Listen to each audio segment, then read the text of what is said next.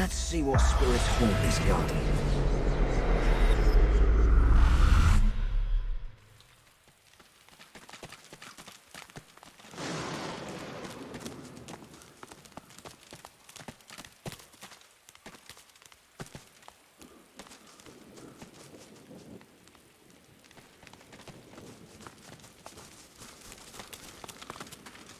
It's hard not to feel some pride in reptilian engineering. I watched an elf spend hours trying to force his way into a lizard's chest. Eventually, he threw it into the flames, but still it sits there, indestructible. He did not leave empty-handed, unfortunately. I pity the poor salamander that he dragged back to his ghastly home.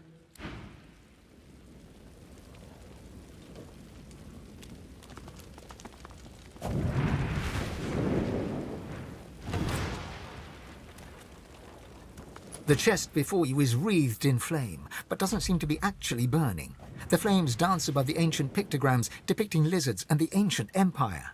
You lean in to examine the images further, but are driven back by the intense heat of the flames. The chest before you is covered in old ancient empire pictograms. You consider trying to find some lockpicks in your bag, but looking at the chest, you don't see any keyhole. You hear a deep rumbling from inside the chest, and a voice emerges. It hisses and clicks, but doesn't make any sense. The chest responds, but you still can't understand it. It's a lizard dialect, all right, but it sounds ancient. The only word you can make out is Zara, a common name back in the ancient empire. The chest refuses to open.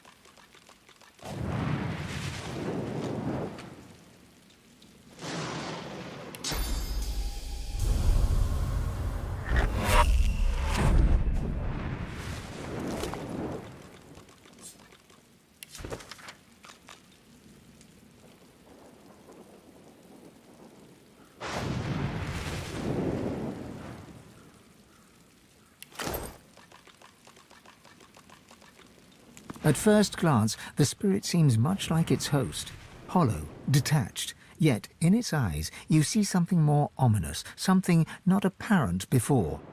Agony. Your hand reaches through the spirit. Your source is inert. You see no memories, siphon no emotions. Its face grows even more tortured. It is trapped. By what or by whom, you cannot say. This spirit's as haunted as the graveyard it roams. The spirit cannot speak, or perhaps chooses not to.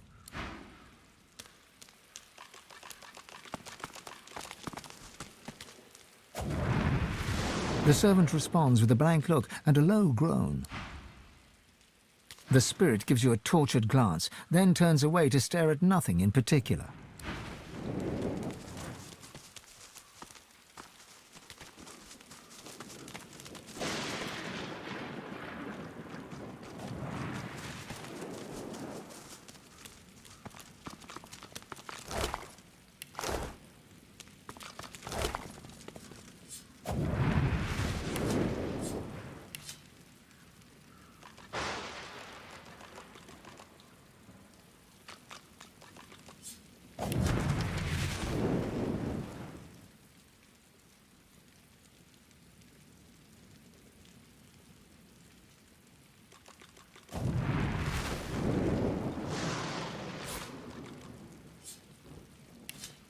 The boots are resplendent with polished ivory, heavy but well made, fit for a noble. The air around you glows with sudden heat. Specks of ash fall from the sky, summoning a fractured memory. dig, work, deeper. By the Empress's order, you have to go deeper. As the memory fades, ghostly flames flicker on the surface of the polished sabatons. I see you. You have the strength I've been looking for. Find where the archaeologist cut into the earth. I will draw strength from there to speak again. The voice vanishes, but the bone-deep longing remains. You must dig in the east. You must. A terrible chill pervades the air as the ashen vision fades. Someone new is watching you.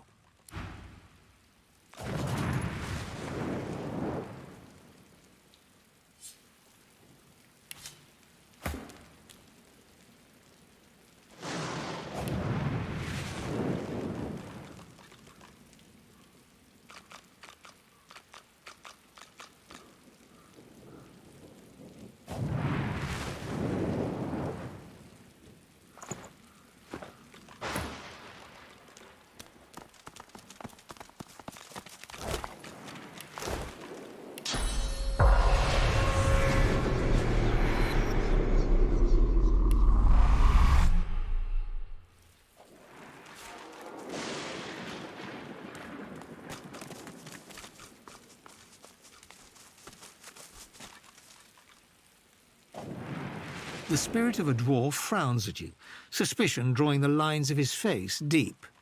I don't hear any pickaxes. No shovels. Where are my lazy diggers? We can't be wasting time. The Empress will have me head, and then all of yours. Haven't you seen the excavation site? There's real treasure there. Bones of the beast. The site's close. It has to be. There's more stones to break, more earth to turn. We need to get there. The spirit sings a long-forgotten tune in a long-forgotten language. One, it seems, with the ever-revolving wheels of space and time. The spirit taps his foot, arms crossed tight across his chest. Why are you wasting everyone's time? Get to the site before the Empress sees. You don't know the Outlaw Empress? She'd gut you for the disrespect. So best get digging before she gets back. The site's close. It has to be. There's more stones to break, more earth to turn. We need to get there.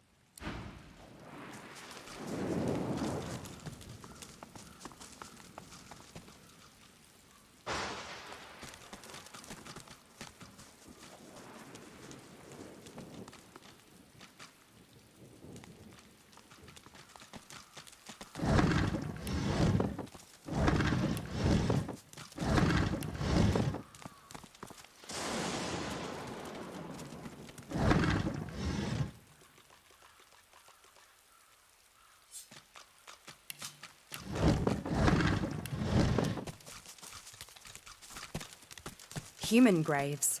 Let's hope none are earmarked for me.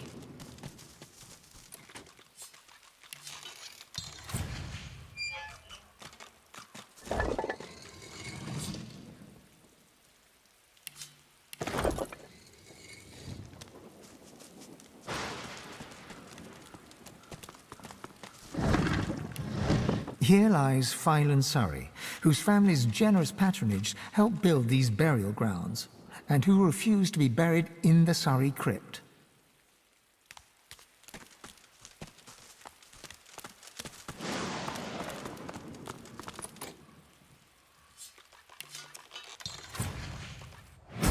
Above, look at all these bones.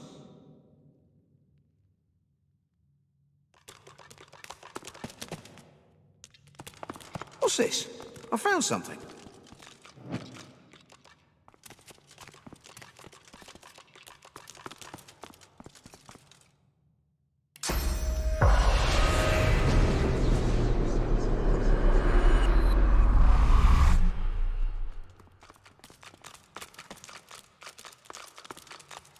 What's this? I found something.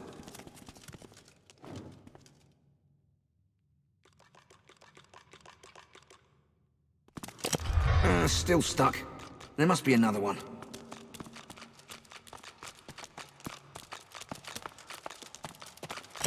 Ha! Success!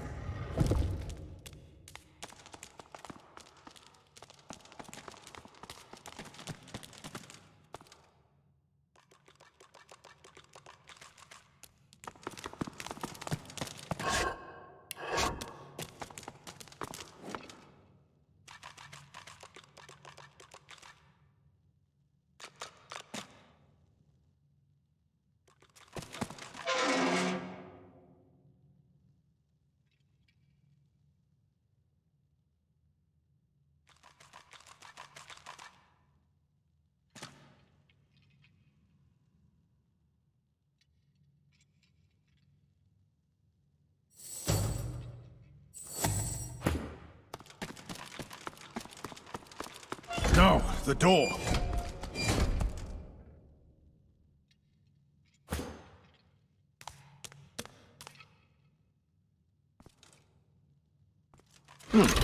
What did that do?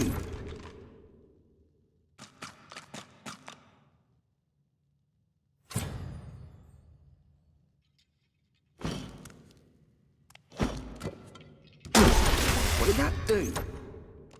That's not really what I had in mind. What did that do? What did that do? That could have gone better. I'll try a different order.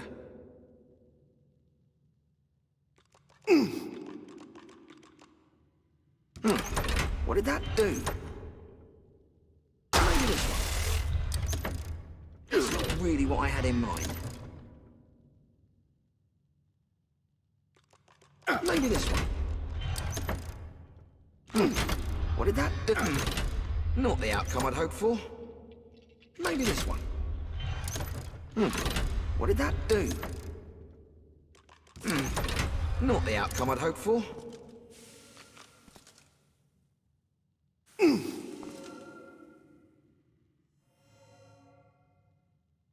Maybe this one. What did that do? Hear that? It did something.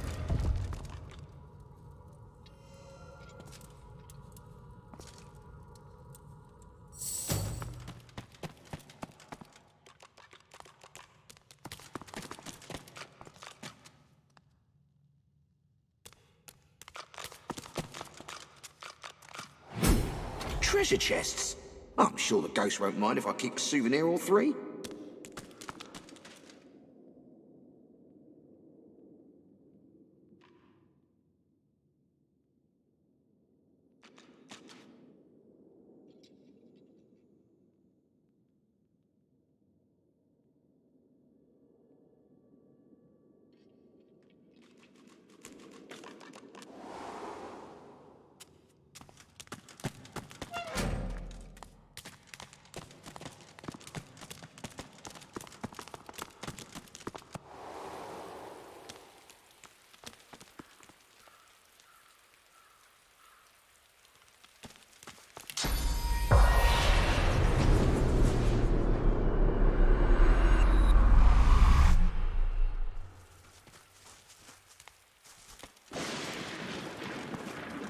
A sinner I, and who is not? The sinner lies that they sin not. A sinner lies. And yet the boneyard's full of sinners who got their prayers, while I did not.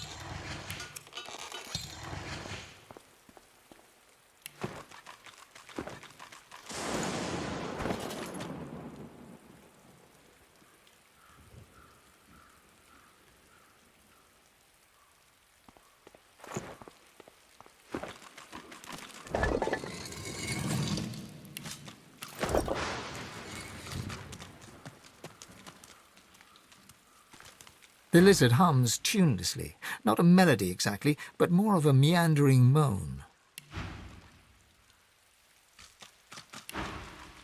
10 spans under, humans slept. 10 spans up, the dwarves were kept. Lizards burned in lasting flame. Elven trees towards skies did aim.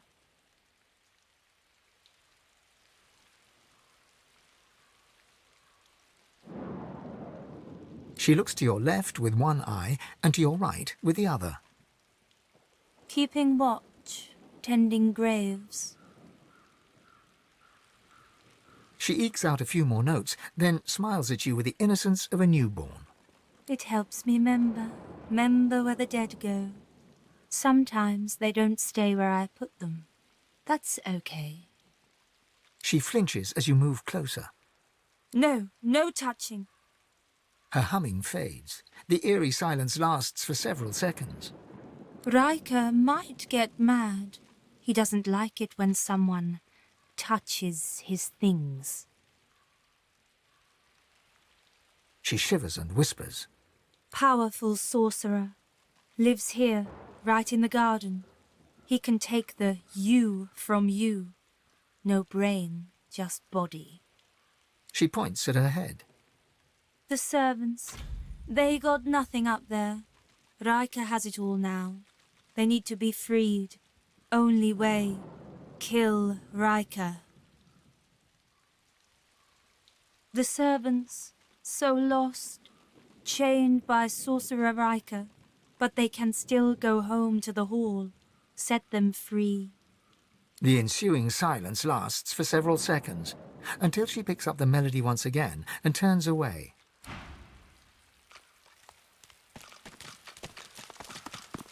Come on, mistress. Hear me, heed me. You've always had a glint in your eye for old Zimski. Don't abandon me now. Zimski mutters to himself as he traces sigils in the dirt. He spies you, and a shrewd look brightens his eyes. He stretches out a hand, showing you a solitary coin on his palm. Heads or tails? A canny one, you are. That's what Lady Luck herself always whispered to me in the night. Much good it did me. All my life I served her, and see how it ends? In the dirt, just the same as everybody else. Turning from you, he crouches back to the dirt. He resumes tracing esoteric sigils, his fingertips swirling through the graveyard clay.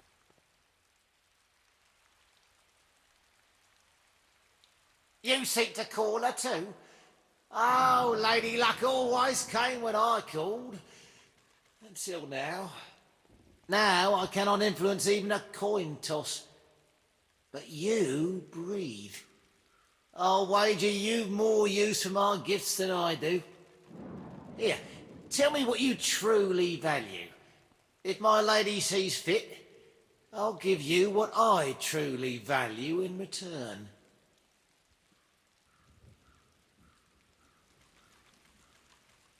Good enough? He smiles a foxy smile as he stabs claw-like fingers at your chest. He begins to trace sigils on your flesh. Though you cannot feel his fingers upon your skin, something inside you shifts. You feel a coldness, and a sick longing seeps into your heart. He croons incantations as he works, and his voice is like the throwing of 1,000 dice inside your brain. Your body is suddenly filled with lust for coin and craving for more. Ah, now you feel her touch. Now Lady Luck sings in your blood as she once did in mine.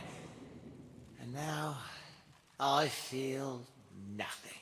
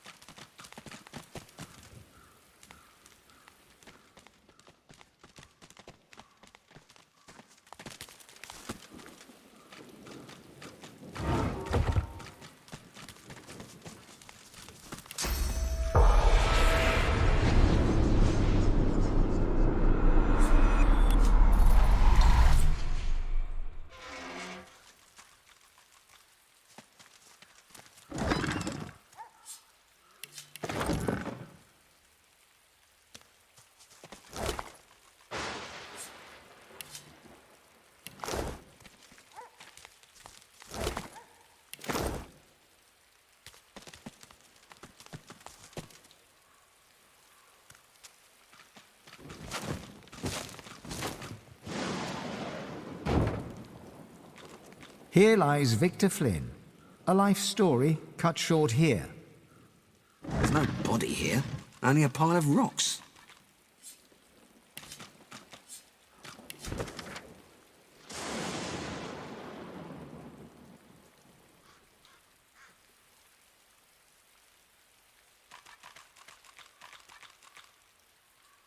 Faked his own death, did he? That's one way to avoid debtor's prison.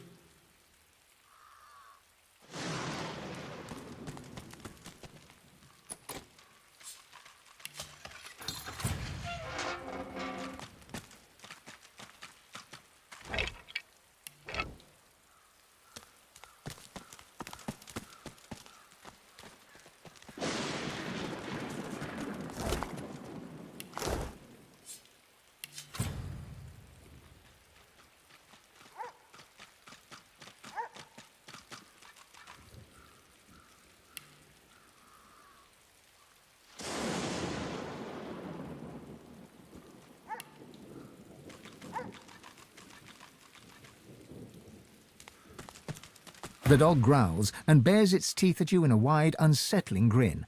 You swear you see a worm emerge from its grey-pink gums, then burrow back in.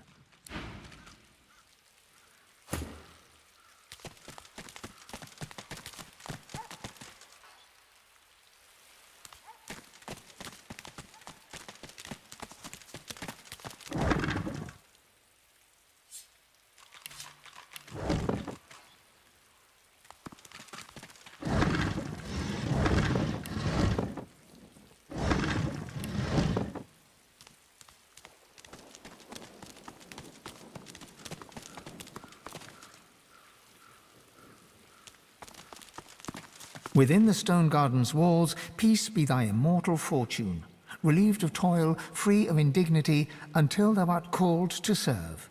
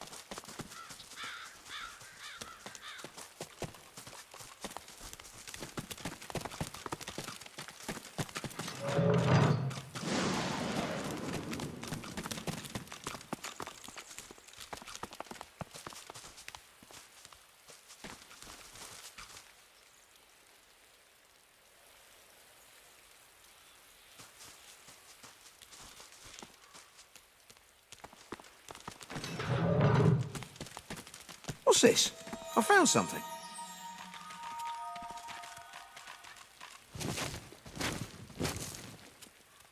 These are lizard remains, but in the human section of the graveyard.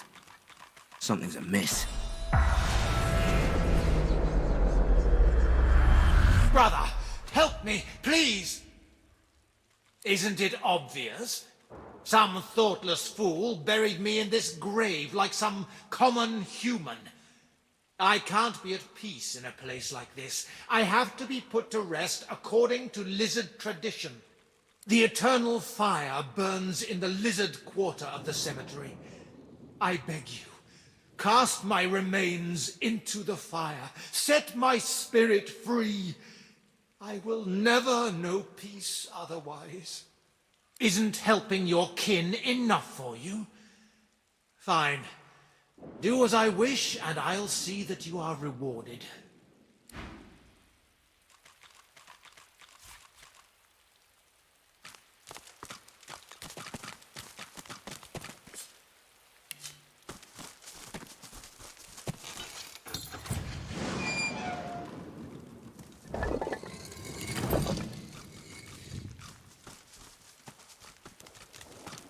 I've spotted something.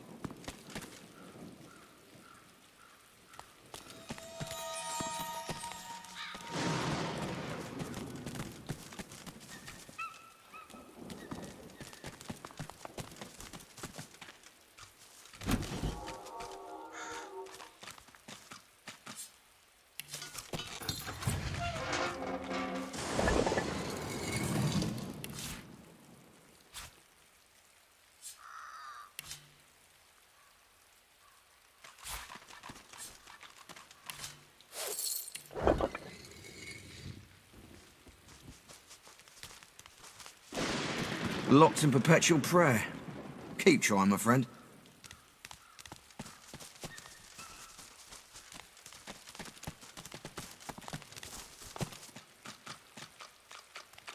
The headless statue looms over you. Its plinth bears the same rotation scratches as its counterpart.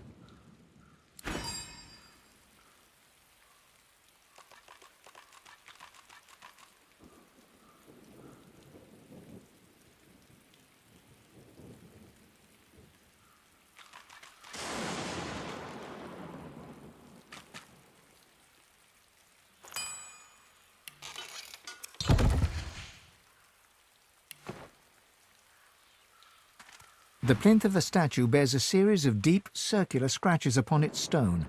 The statue can be rotated. You cringe at the sound of stone grating against stone. The statue rotates with little resistance. You cringe at the sound of stone grating against stone.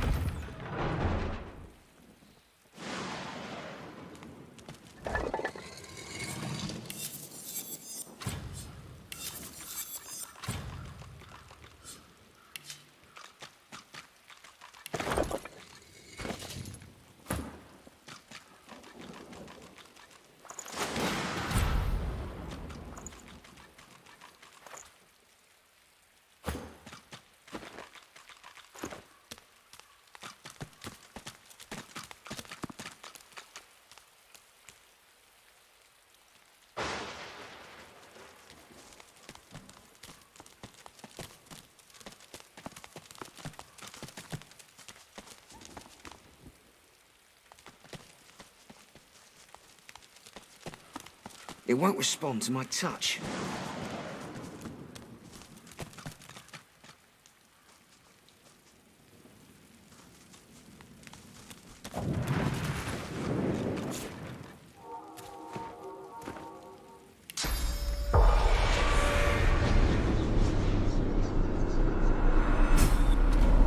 You have done me a great service, friend. Now, the Hall of Echoes beckons.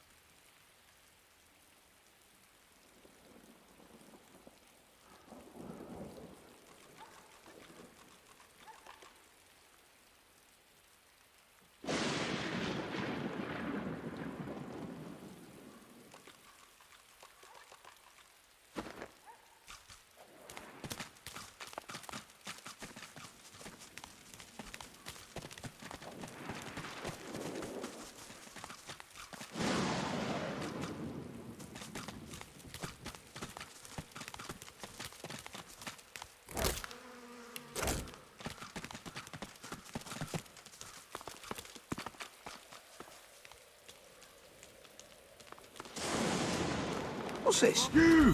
Help! I'm down here! A mind of this magnitude shouldn't be cursed to live like this. Can you dig me up? Well, I used to be... Wait, who did I used to be? I can say with confidence who I am now, at least. A thinker, the likes of which you've never known and never will. Don't worry, there's nothing funny about me.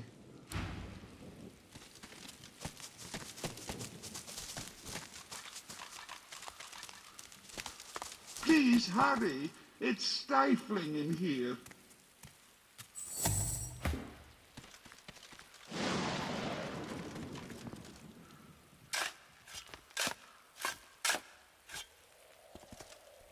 The skeleton tries to brush the dirt from his clattering bones, then frowns. The moistest bits are still stuck in his cracks and crevices. Thanks. You're probably looking for a reward, but I haven't got much. Except, you know, the wisdom of the ages. He pokes a finger against his ossified head. I'm a bit of a philosopher, you see. Not much else to be, what with all that thinking time.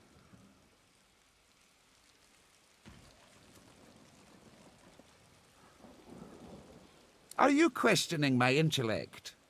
You think you say more sooth than me, a verified soothsayer? The skeleton pauses and sighs, then straightens his spine with a clatter. A soul bond will settle it. A battle of wits. Then the cosmos itself will decide who can better face the truth of our own essence, me or you. A weak soul may not survive the bond, but I'm sure you'll be just fine. Oh, it's easy. We link up souls and share our innermost beliefs. Think of it like an innocent little duel. The winner remains comfortable with their personal truths. The loser, well... I don't blame you. To brush shoulders with someone of my stature must be overwhelming.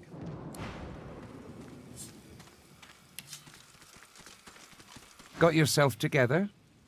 Let's soul bond and see who's got a better handle on this reality of ours.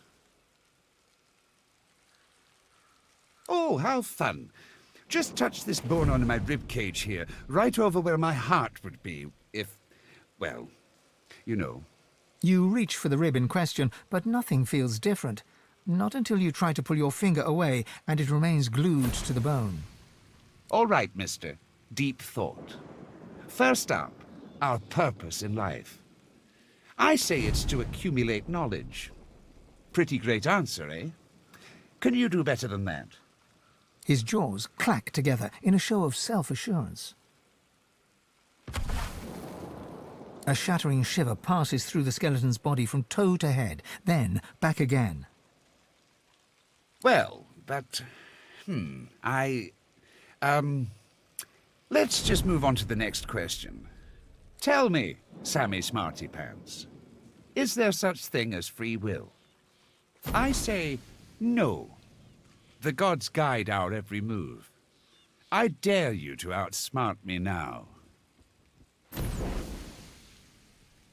Oh, gods, I can hardly bear to. All right, I need to get a hold of myself. The skeleton hangs his head low, then yanks it upwards again. One last query. Is there a difference between right and wrong? The truth is that there is not. Only action and consequence. Ho-ho! I got you there.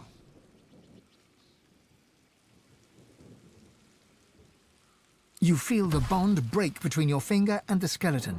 You pull your hand quickly back to your side. I can't bear this existential agony. What have you...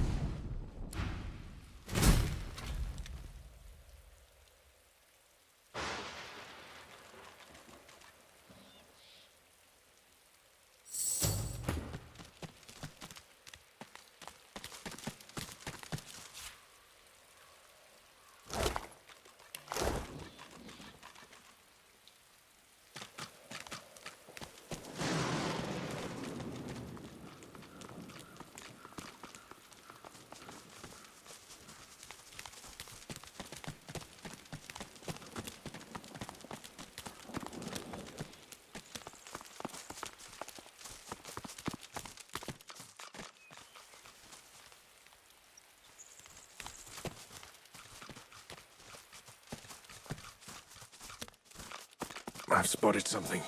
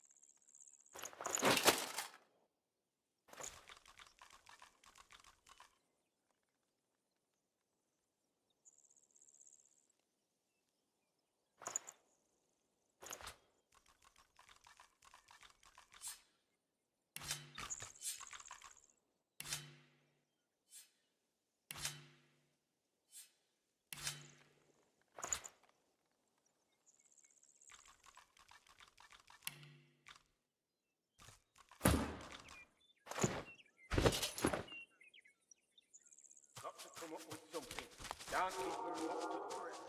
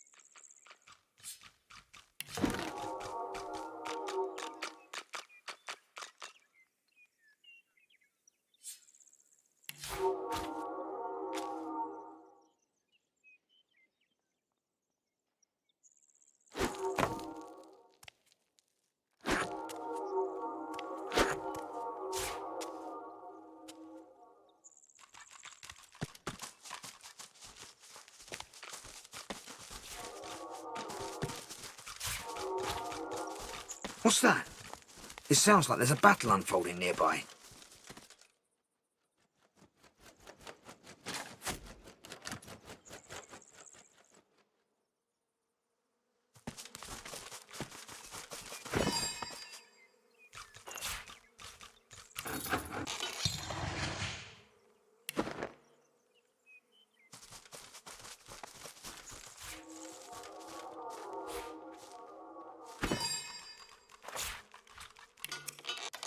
Got to come up with something. Can't keep her locked up forever.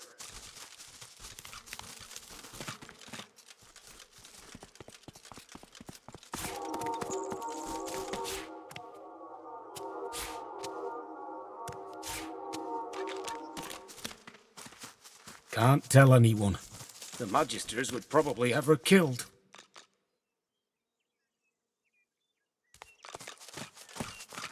A man paces back and forth, puffing anxiously on a pipe. His face is creased with tiredness. The faint coppery hue of dried blood stains his hands. He sees you. If you're looking for healing or the like, then you'd best look elsewhere. My plate is full for now.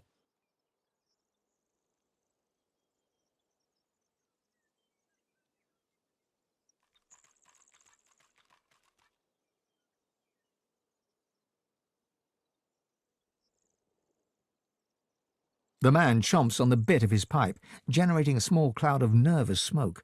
Finally, he plucks it from his mouth and clears his throat. I came by a new patient, a young woman, very troubled. I'll do what I can for her, but I'll need to concentrate. And that means... He gestures with his pipe for you to leave. This isn't someone with a broken leg who needs to be held still. This is serious and dangerous. I doubt you could help.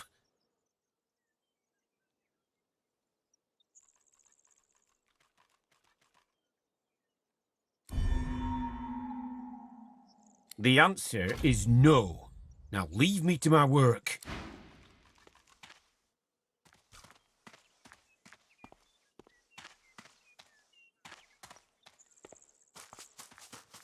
got to come up with something. Can't keep her locked up forever.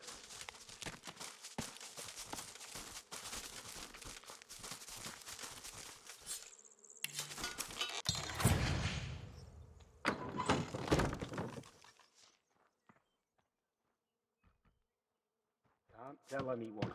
The Magisters would probably have her killed.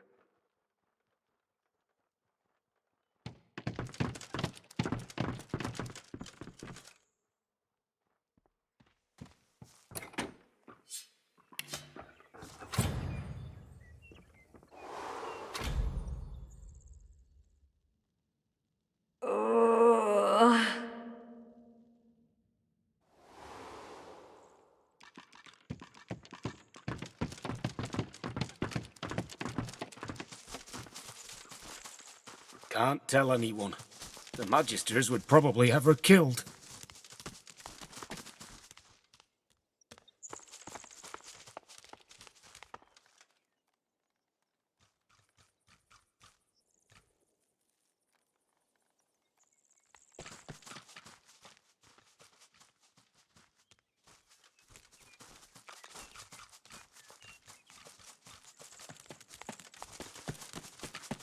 Paradise Downs.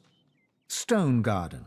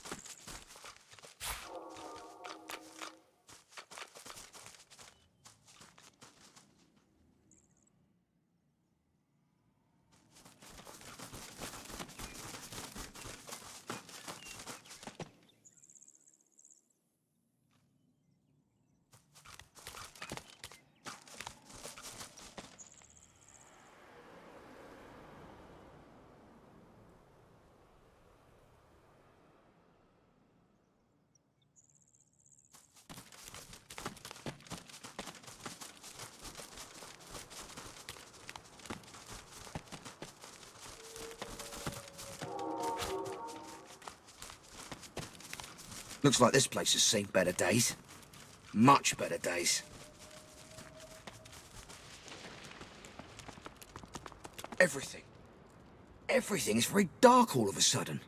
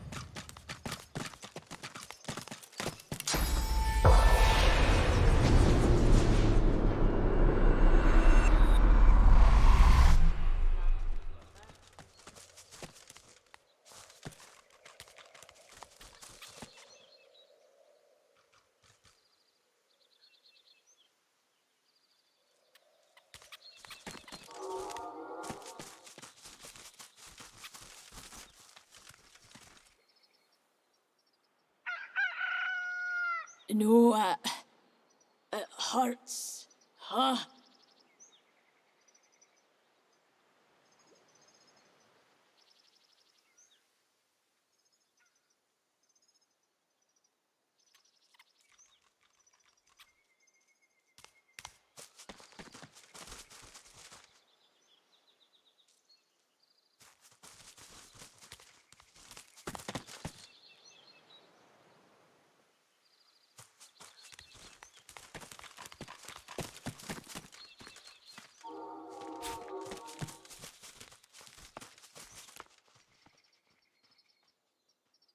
Blood to blood, earth to earth, wood to wood, birth to birth. Blood to blood, earth to earth, wood to wood, birth Blood to to birth. blood, earth to earth. Go no further. Wood to wood, We are at ritual. Blood. Do not disturb us. Wood to wood. Birth to blood to birth. blood, earth to earth. Wood to wood, birth to birth. Blood to blood, earth to earth, to earth. wood to wood, Wood to wood. birth to birth. Birth to birth.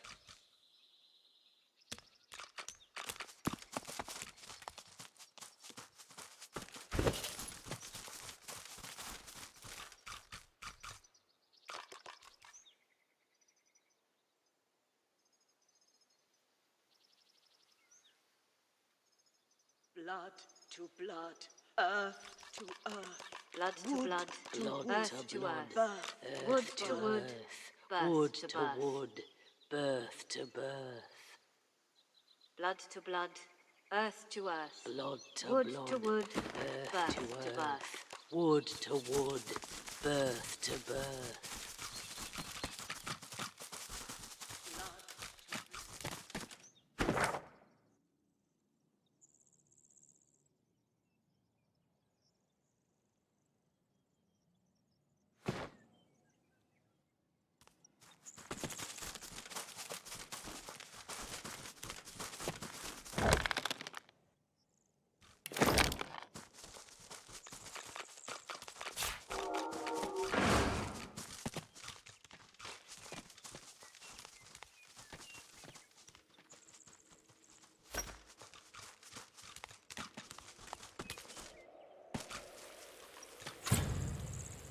They beat all Up ahead, those Voidwoken. paladins, the I'm famous impressed. divine protectors of arcs.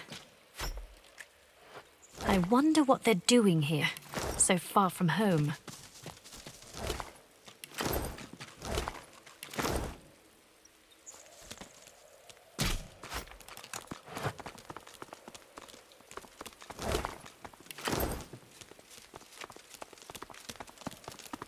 By Lucian's sword, lizard, we meet again.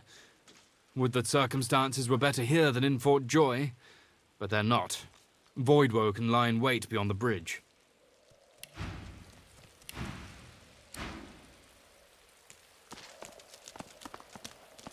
I shall not mourn till war is done. I shall not weep while blood still runs. I'll hold my tears when weeping comes. A senior paladin sits hunched over a tattered map. He registers your presence, sits back in his chair, taps his fingers on the map. Who are you, and who sent you? He appraises you with a look, then grimly grins. I think I've heard about you. Didn't you free the Meister from the gallows in Driftwood? Then I may well have a job for you, if you're interested.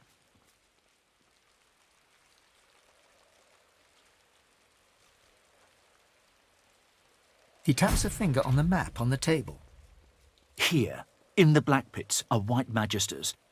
Their operation is shrouded in mystery, and this pricks our ears. We are gravely concerned. We believe the White Magisters may have strayed into the darkness. We suspect that Dallas herself and her master Vriedemann are the inspiration for these dark endeavors. Look under the white veil of secrecy and report back. How much do you want? I have fewer paladins to pay, so I have ready gold, but there are limits. You think very highly of yourself indeed. Wait! He opens a pouch and shows you the contents. It's certainly an unreasonable sum, but it's not as outrageous as you might like. Take it or leave it. Excellent! He offers you an item. A whistle-like device sits nestled in your hand. When you're ready, send a war owl. Be careful out there. It's a dangerous place these days. And I'd like to think I'll hear from you again. And, adventurer... He looks you in the eye. Don't get caught.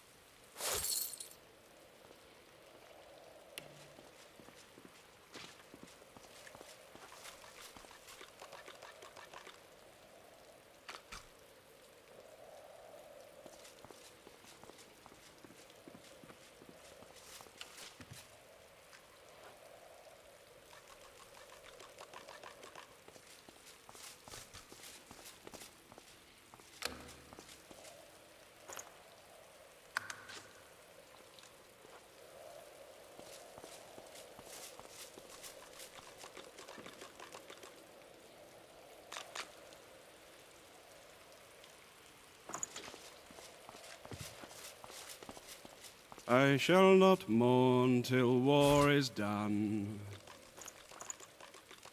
I shall not weep while blood still runs.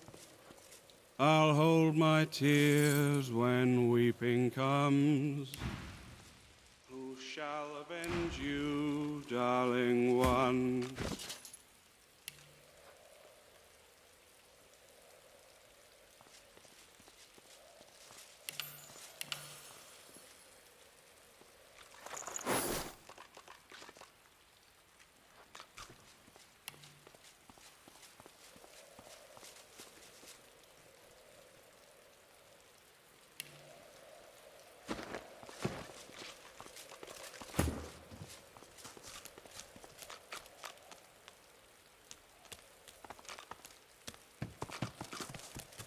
Seems like the only work these days is in fixing weapons. This world, eh? Happy to. Some of that stuff's not bad, friend. It's a little better now, if I say so myself. Good luck to you.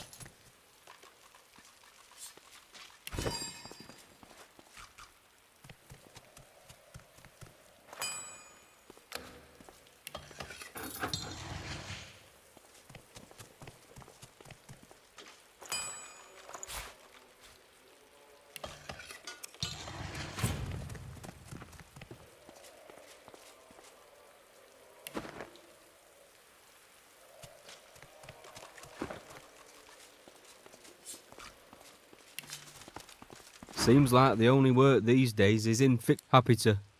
Some of that stuff's not bad, friend. It's a little better now if I say so myself. Good luck to you.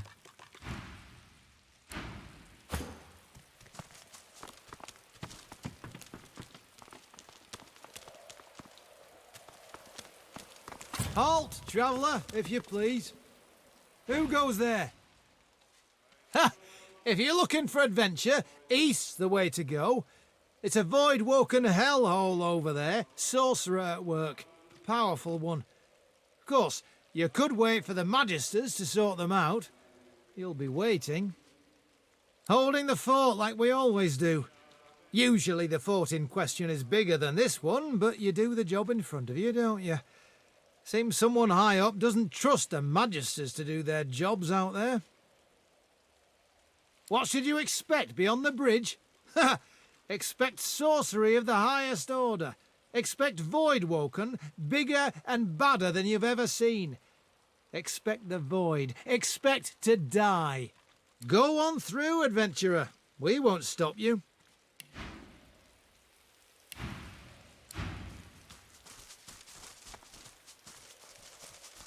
Look out! I see a trap nearby.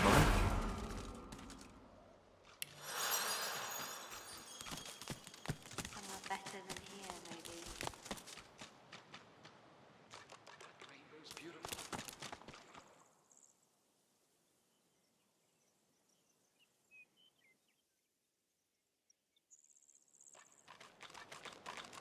That rainbow's beautiful.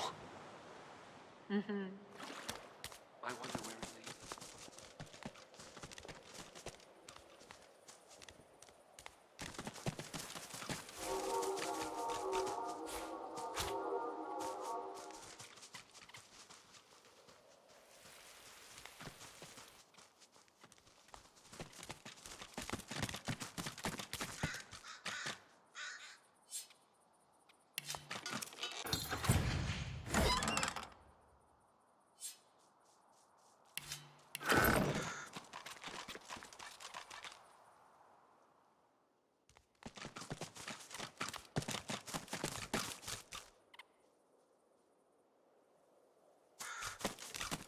The little squirrel cowers beneath a leafy frond, peeping up at you through liquidy eyes that tremble with terror. Please, please don't step on me. My brother was stomped by that ugly bridge troll. I saw his eyeball pop.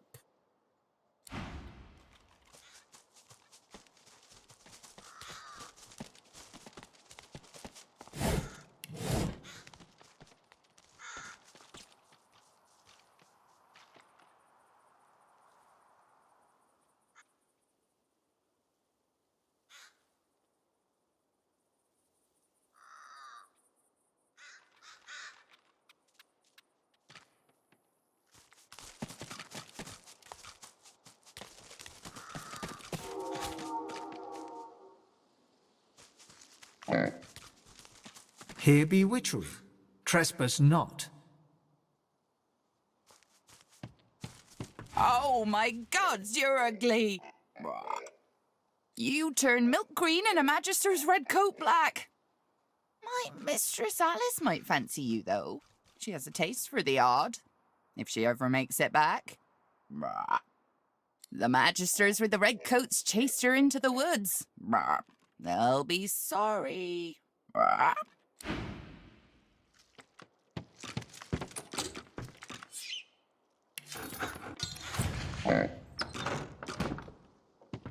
Smells of lavender and charred flesh.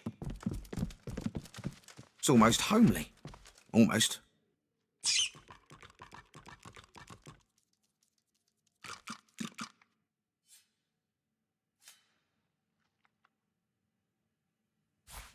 Is that her eye? Did she pluck out her own eye?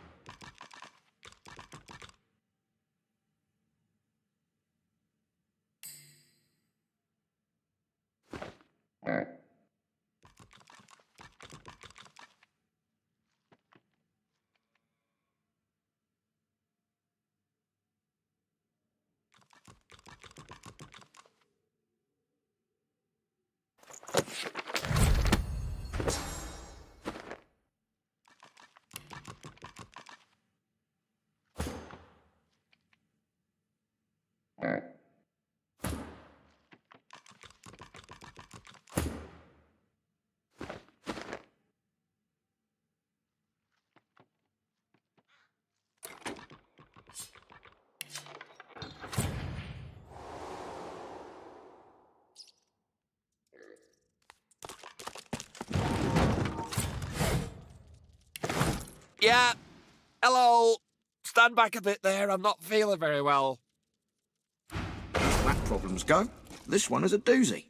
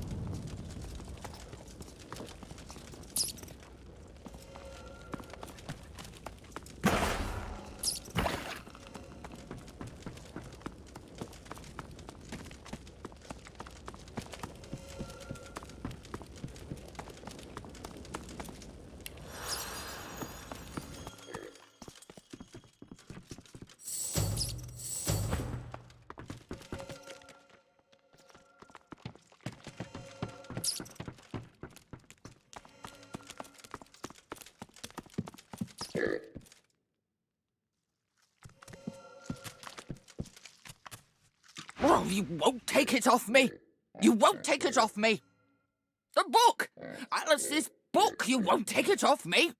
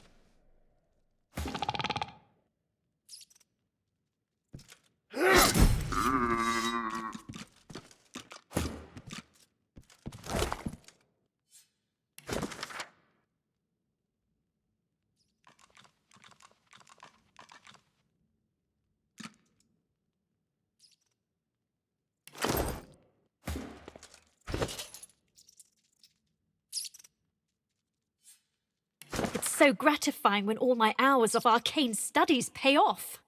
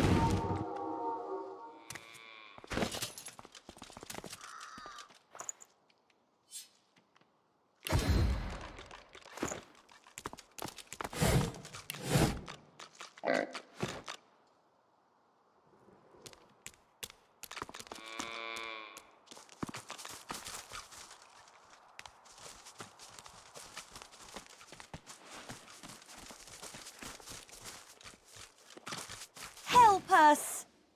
Shush, Mabel. Don't you shush me, Geraldine. I'll talk to whomever I like. Shh, they're still here.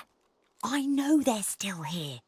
My apologies for my idiot friend, but we could really use your help. You won't believe it. He won't believe it, Mabel. He'll think we're mad cows. Truth is, kind sir, that we are not, in fact, cows. At least not as such. We're people. Captives, to be exact. Enslaved by the witch. You're not here to visit Alice Elysian, are you?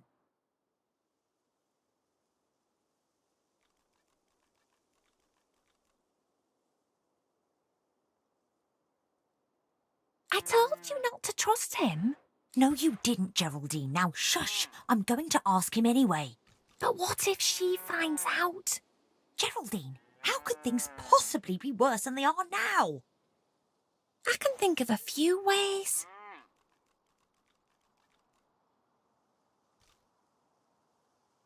Just get us something to drink. What my friend here means to say, kind sir, is that there's a cure for our condition. Alice Elysian has it in her house.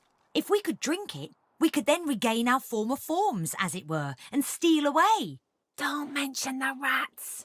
For God's sake, Geraldine. What rats? They're just ordinary rats. Nothing special or awful about them at all. Wouldn't let them worry you.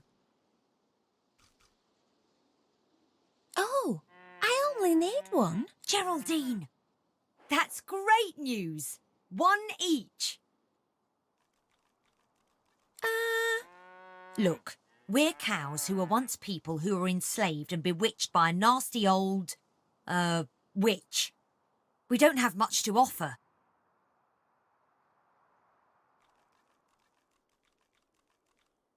Wait! But the potion is of no use to anyone but us.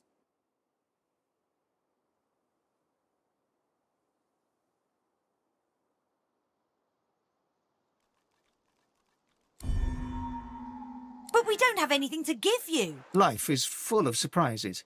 You have now seen a cow cry. Geraldine sobs like a baby. These will take effect any moment now. I can't thank you enough. Thank you. Is that thanks enough? My potion's starting to work, Mabel. Here we go. If I never see another that's again, better. it'll be too soon. I've grown quite glad to see you. You still have my gratitude. Thanks for keeping quiet about, you know. It's nice.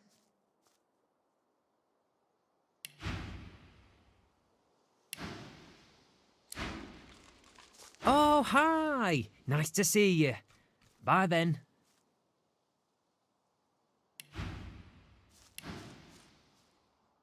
That'll teach you to make assumptions then, won't it? In a sick sort of way.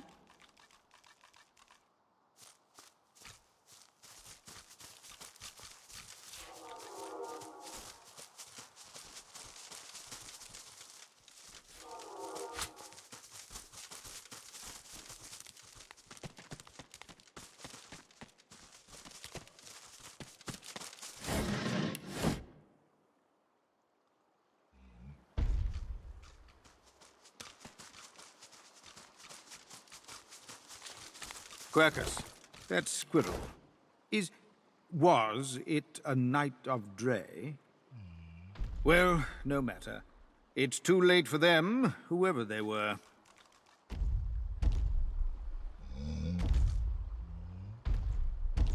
I love my bridge.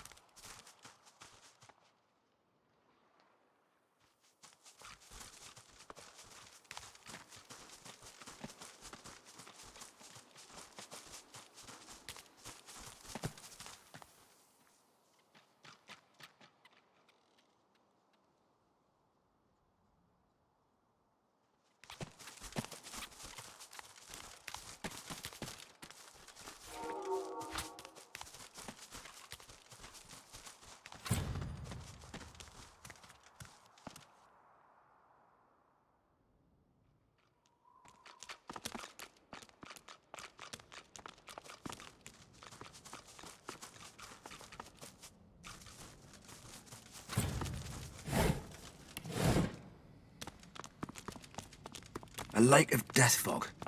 And the bridge appears to be down. A hidden bridge. Someone wants to discourage visitors. Very clever.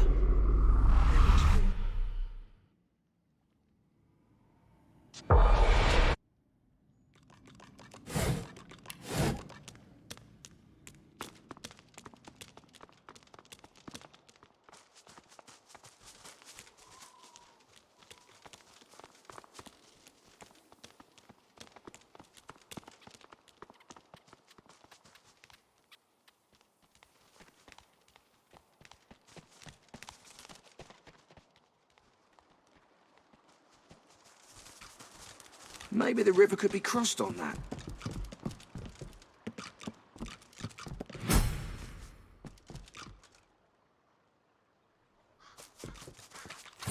I see a cage. And there's something in it.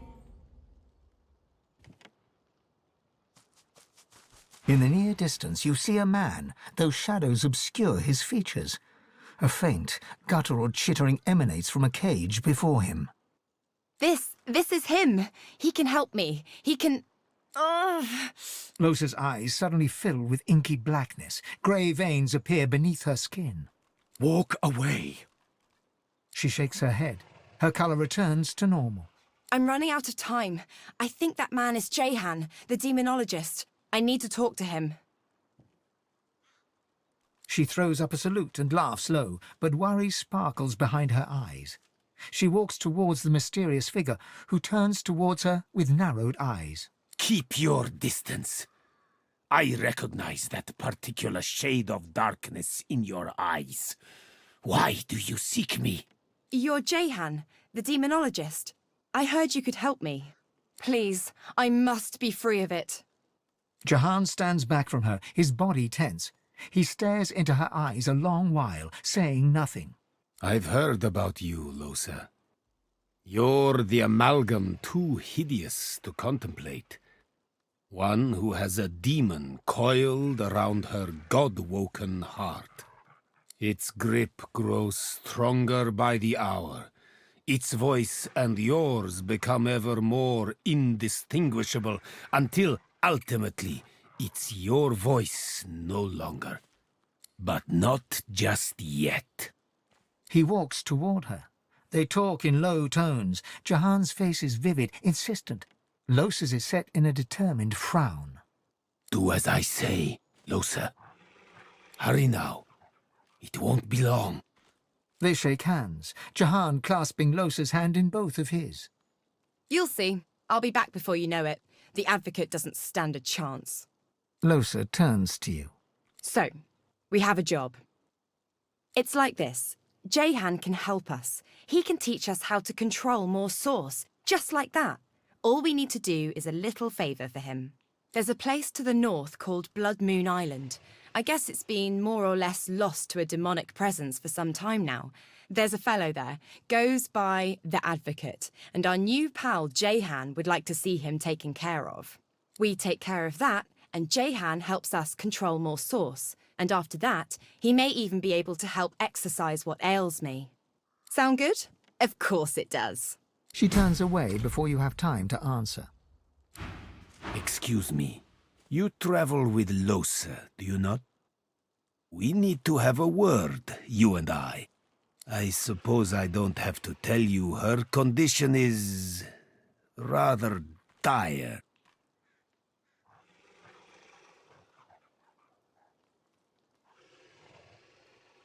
You're no stranger, then, to her demon-wrought idiosyncrasies. The thing inside her is voracious. It's a testament to her strength that it hasn't long since consumed her whole. Perhaps that's because she's God-woken, just like you are. The fact that she's God-woken is what's saving her, but may also be the very thing that spells the world's doom. Do heed me when I say that under no circumstance must she be allowed to ascend to divinity. The demon, not she, would be a god. It would bring about the end of time and space and all creation as we know it. I say this to prepare you for the worst. I say this to prepare you for the kill may come to pass. You must be ready to be the death of Lusa. Should she come close to ascension, you may not hesitate. Stand ready to end her, even if it breaks your heart. He steps forward and lowers his voice to a harsh whisper. You will learn to make your heart a stone. All life is priceless, unless the price is all life. There may be more I can do for you. Come find me if you are interested in growing the source inside you. You may find that new strength will soon become essential.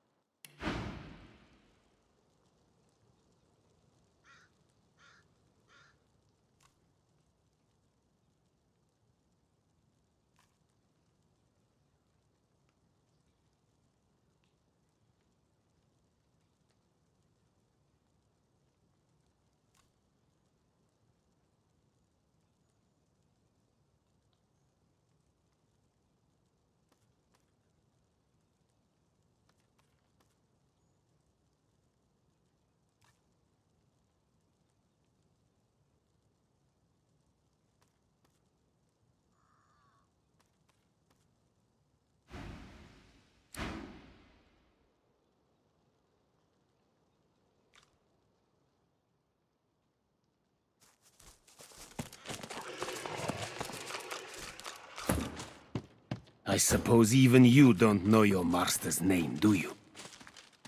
In the darkness of the woods, you spot a man overlooking a... My, the giant takes...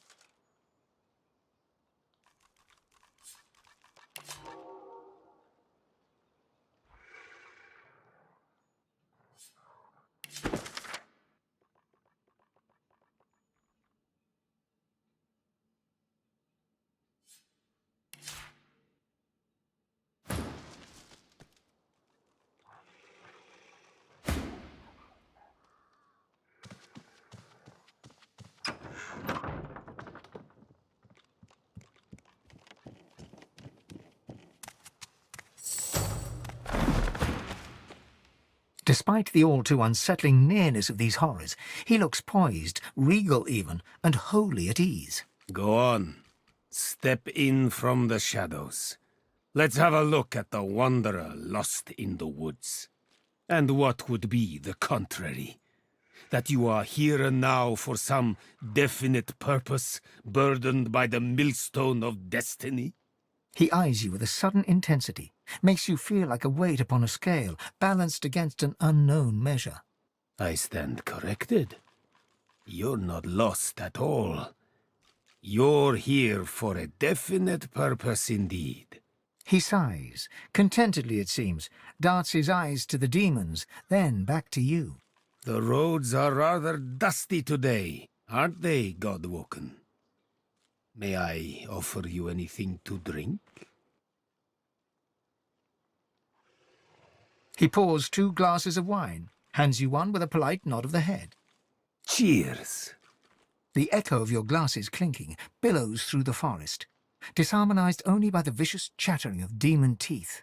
To your very good health, I'm sure. Now then, please allow me to introduce myself. I am Jehan. Above all, I am a demon hunter. Underneath it all, I am what those with a flair for hyperbole call a master of the source. Of course you are. That is what Godwoken do. The answer to your next question, by the by, is yes, I will teach you if you do something for me first. Quid pro quo, I'm afraid.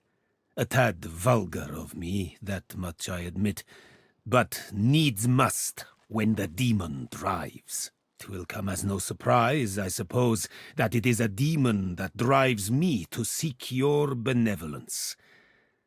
I've been hunting him for a long time, and now I've managed to track him down to the island over yonder. He points towards the northeast. You see nothing in that direction but grey water and a thick mist in which ghoulish shapes seem to form and fade. I know it's there. My caged guests have confirmed as much, but to my great frustration, I cannot reach my goal. Death fog surrounds the island, and through death fog even I cannot pass. That is where you come in. Of course, you are but a mortal, for now. But you are Godwoken as well. Surely you have a few tricks up your sleeve.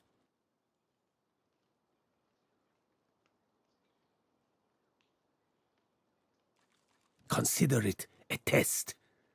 Kill the demon, and I will be your teacher. Then let me shake your hand and describe your target. The demon's guise, or vessel, one can't be quite certain, is that of a lizard known only as the Advocate. Like all of his ilk, he is kind, he is charming. He will offer you what you desire most at seemingly no cost at all. There is no such thing as no cost at all. My advice is to strike before he even has a chance to speak.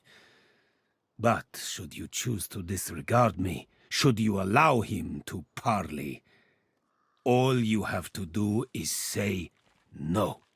Above all else, remember that.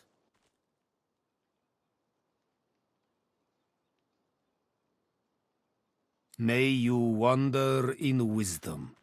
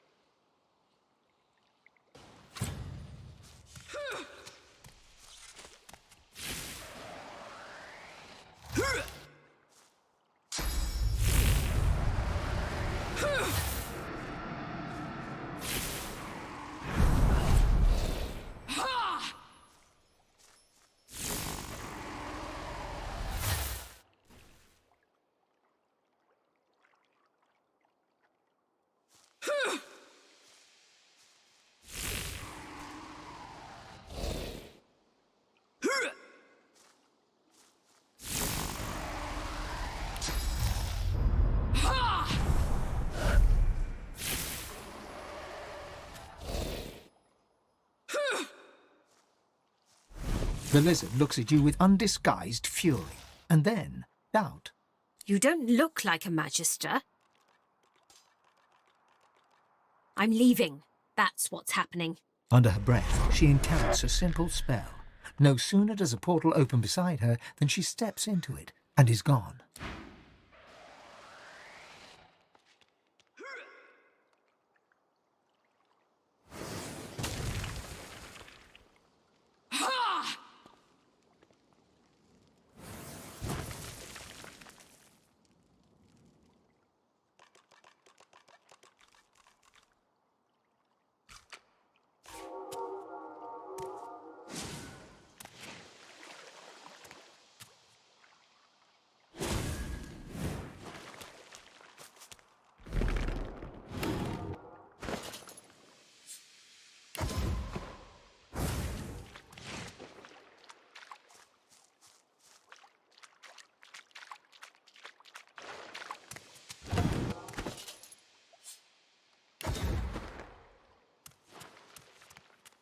Magisters?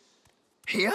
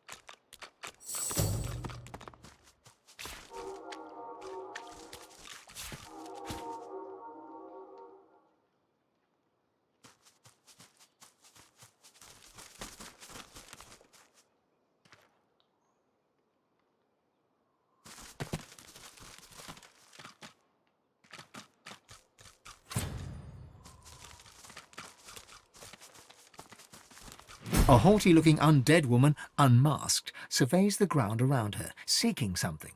Suddenly, her head swivels, and she trains an imperious gaze upon you. What side do you take? Her voice is clipped and detached, with metallic overtones. It even seems to echo, as if she's speaking to you from very far away.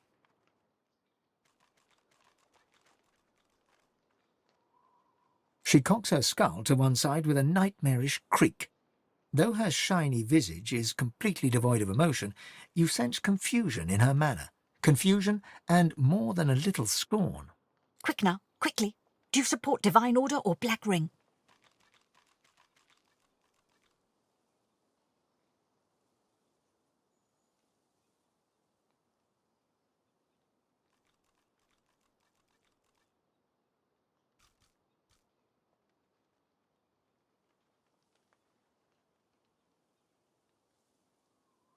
They most certainly are not. But so long as you do not pledge allegiance to the ring, we can talk. Perhaps even trade. I have books, though I hate to part with them. And you, hopefully, you have something I want.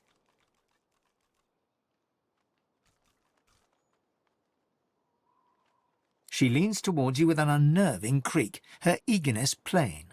I'm looking for a particular book, a tome to teach me how to make corpses explode. Would you have anything like that I could learn from?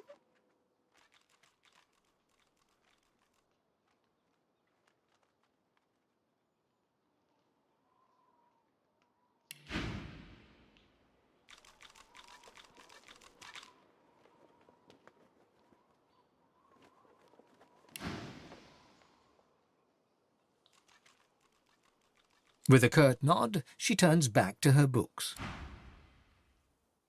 Must find it, must find it, must find it.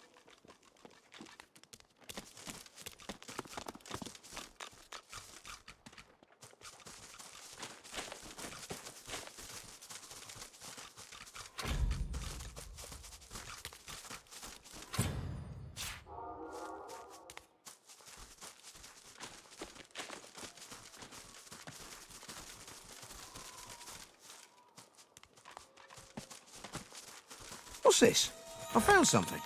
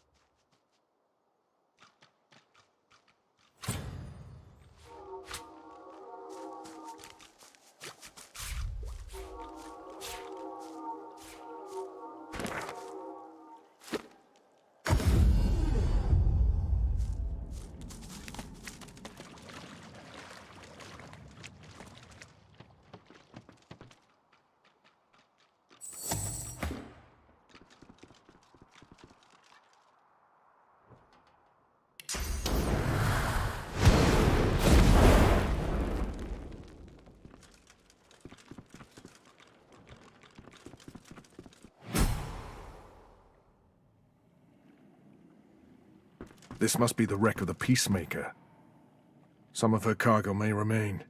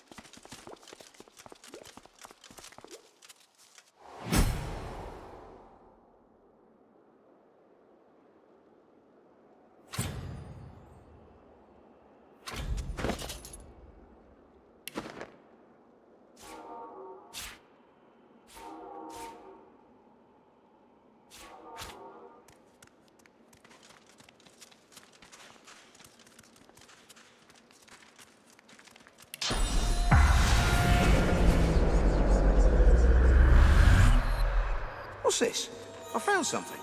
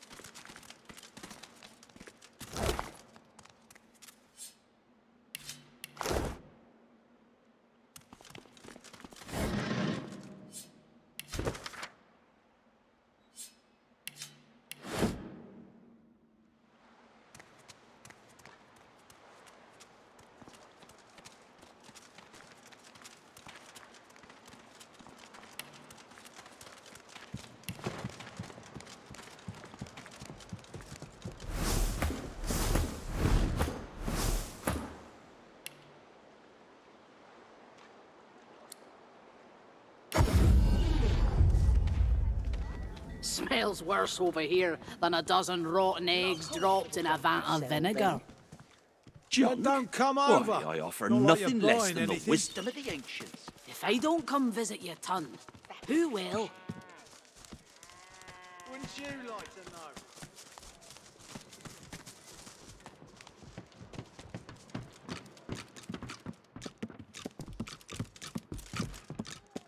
What's this? Damn it, Barwell, you're supposed to be stopping intruders. There's still a fugitive on the loose. It's Belworth, sir. And the fugitive's description doesn't match. I don't care. Keep on alert until this fiend's head is on a spike. I don't want to end up like the others. Now, you... What do you want, lizard? You can't just come in here as you please. There's Manchesters missing. I'm trying to conduct a bloody investigation.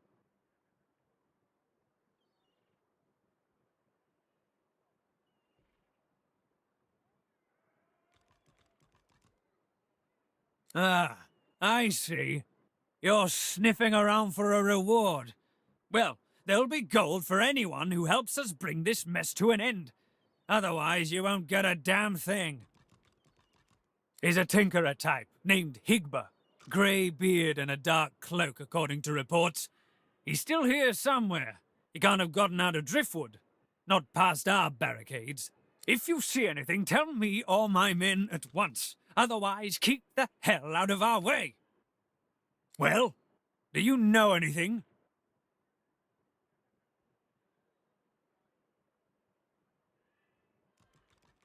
I'm already aware of that, establishment. We have an informal agreement. They show discretion and don't interfere with Magister duties, and in return we leave them alone. I can't believe they'd have any involvement in this. They'd be fools to act against us. Stop wasting my time, then. For a while longer yet. But, Ma...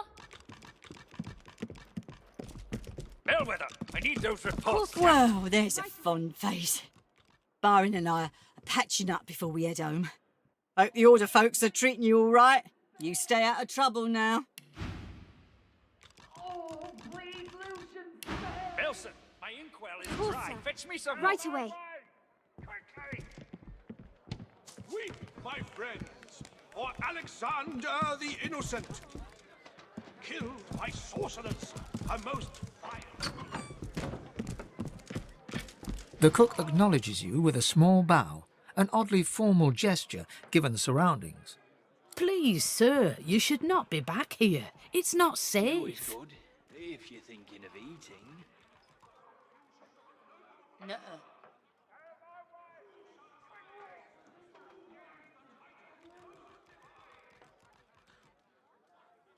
The cook smiles, expertly concealing any offence caused by your comment. My cooking will only hurt your gold purse. But there are a great deal of sharp implements and hot liquids in here. Please, I must insist. You should speak to Loverick if you want food.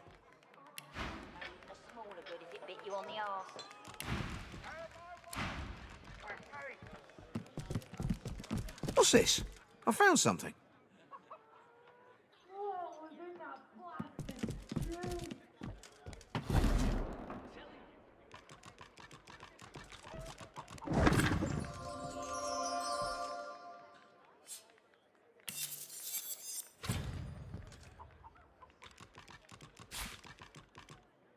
This ring, it bears the Magister seal, and there's blood on it. Sparkle, twinkle, amber ale. You've got enough in front of yous, elf. Please, I must insist you keep out of my kitchens. It's not safe for you to wander about like this. Who shall rise? Who gains the title Most Divine? We wait. We wander and wonder, seeking signs from the gods. May the seven... An elf in tattered red robes shifts through pages of handwritten notes spread across the table. So many suspects. So many potential culprits. I need to narrow down the list. Think, you damn elf, think. A floorboard creaks beneath your foot. The elf leaps around abruptly. What are you doing, lizard? Trying to get the drop on me? Sneak up and slit my throat? You're lucky I have other matters to deal with, otherwise you wouldn't get away so lightly with insulting me. Now leave me be. My Magister comrades have been disappearing, and I'm gonna find out who. 3 Magisters vanished so far, all within Driftwood. My comrades believe some tinkerer named Higber is behind it all, but they're wrong, I'm certain of it. He might be a greedy little junk peddler and a sorcerer to boot, but hardly capable of seizing Magisters.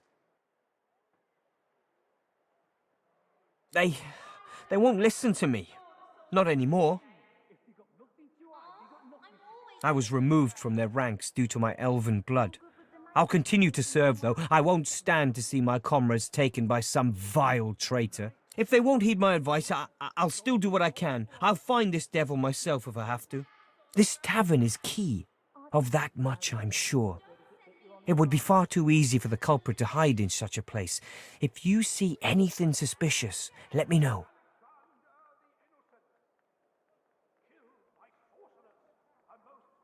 You do that. Now away with you.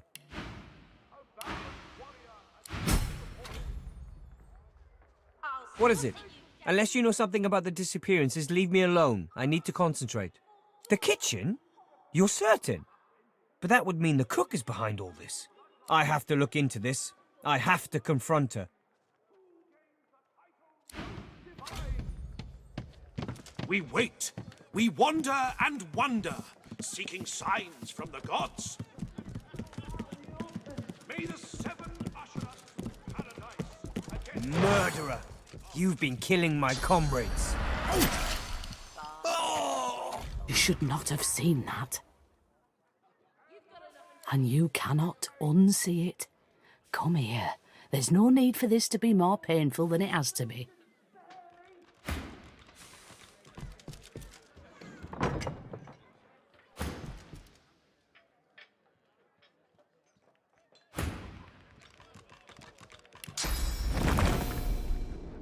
Oh, heaven!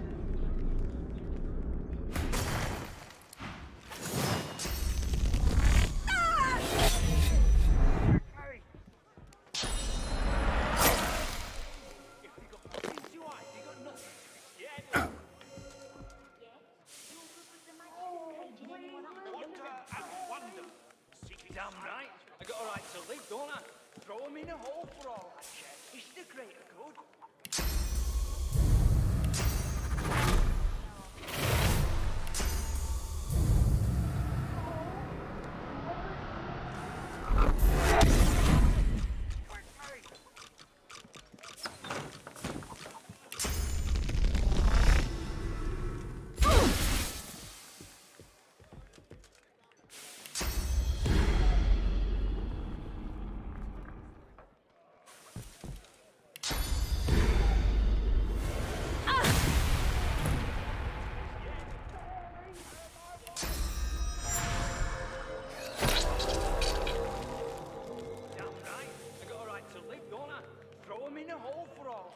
It's the greater good.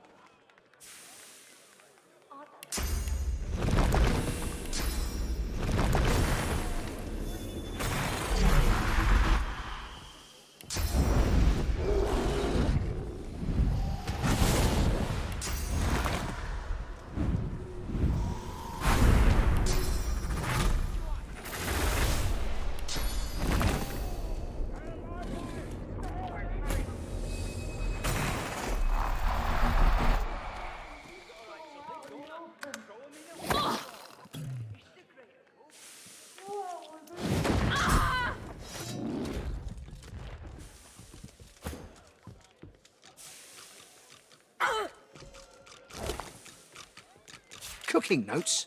Wait, there's something wrong with this.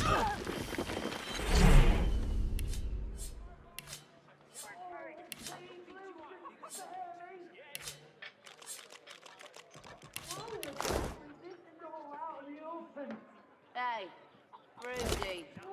Nova. Dear Lucian, be glad you don't have to witness this sudden ill.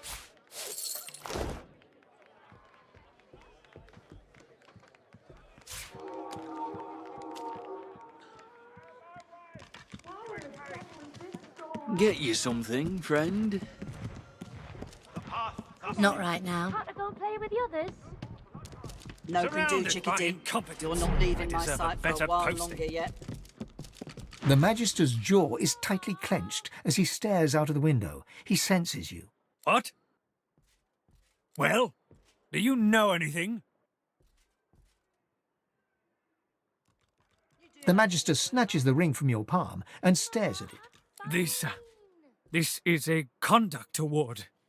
I presented it to Magister Harrick myself.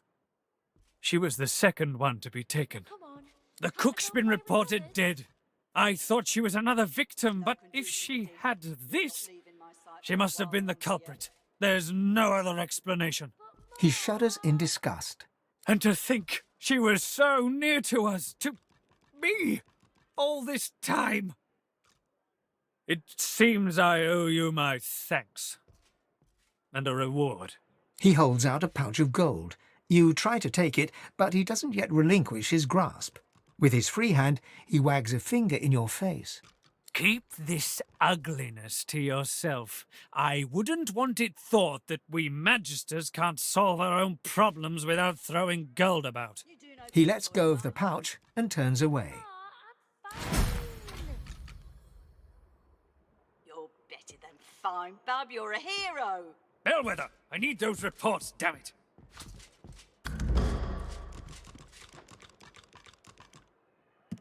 No more disappearances? No more deaths? It seems justice has been served well. Absolutely not! He's still a thief and likely a sorcerer as well. No, he'll face righteous Magister justice as soon as we find him. We do no pity for him, mate. We wander and wonder, seeking signs. Hear ye! Hear ye! Queen Justinia executes 24 nobles. I smell cabbages. There's sauce around here. Beer almost covers up the stink of fish. Get her, Dallas. Get that.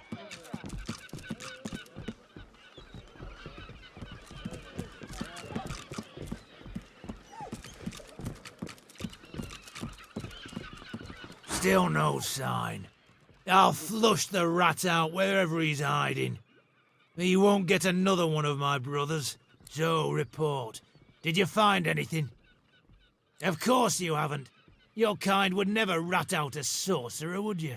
If I find you're hiding him from me, I'll cut off bits that won't grow back. If you see anything suspicious, report it immediately, skink. Understand?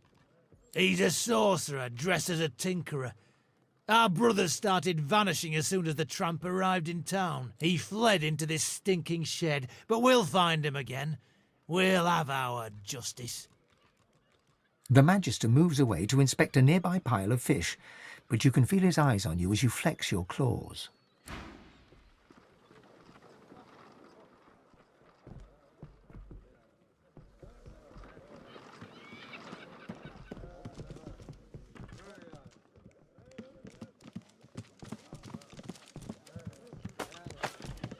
You see a man, well-fed and wealthy, but stress has lined his face and narrowed his waist. He tries to ignore your presence, fails. He sighs. See here, scale skin.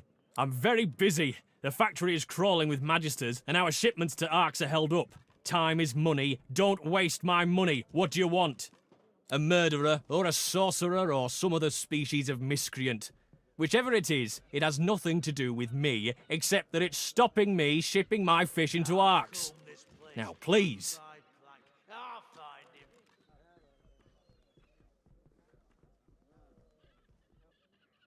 That's privileged information. I have a trade to protect. Not before time. Good day. If any of you see so much as a rat's hair out of place, you tell the magisters. Then we can get them out, and you can get back to work. What in the seven hells is a lizard doing here? Shouldn't you be in your empire, or stretched out on a rock in the sun? The Magister bristles. For a moment his hand twitches towards his sword, but he thinks better of it. I'm looking for someone, fork-tongue. Grey cloak, grey beard, acting suspiciously. Perhaps you've seen him. Watch your tongue. Sir Raymond himself gave me order to find the Tinkerer hiding in here, but I can still find time to haul you to a cell. Sir Raymond. He commands the garrison here, such as it is. He's on the docks, if you wish to speak to him. Now, for the last time, have you seen anyone dressed as a tinkerer in this charnel house? Well, if you do see anything out of place, report it immediately. He'll slip up soon, and then we'll have him. That lunatic is not going to take another Magister. It'll be a pleasure to watch Magister Raymond purge him. The Magister looks at you, his eyes wide. But no one is meant to know about that. I don't know who you are, but leave me be and don't speak of this again.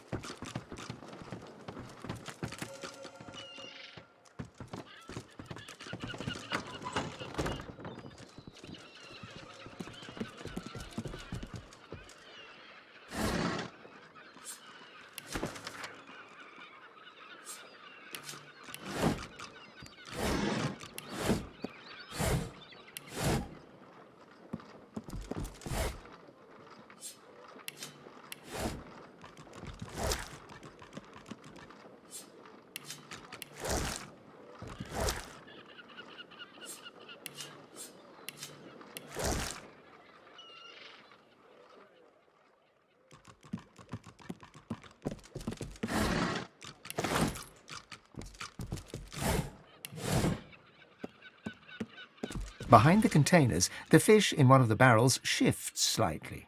Please, you have to help me. The Magisters have gone mad. I'm a salesman. I tinker. I fix things. I wonder. I buy and sell books when I can. I had nothing to do with those Magisters vanishing. Please help me. I don't want to die. I don't want them to take me.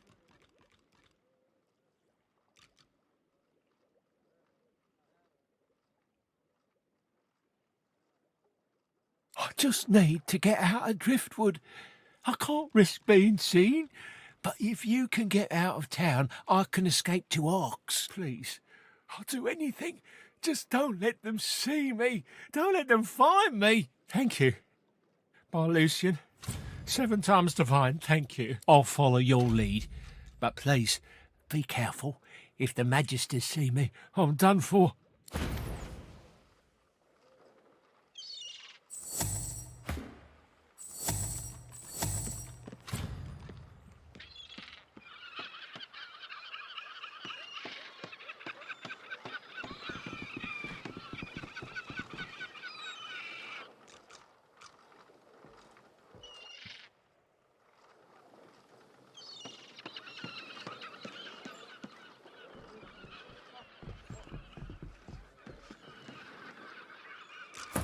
There's a sorcerer somewhere in this worm-ridden dump.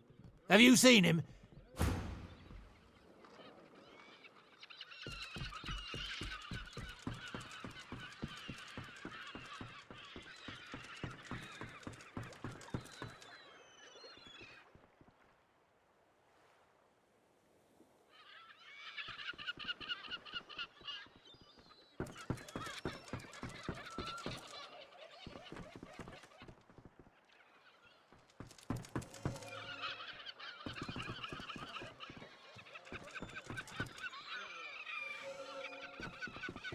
If any of you see the rat's hair out of place, you tell the Magisters. Then we can get them out, and you can get back to work.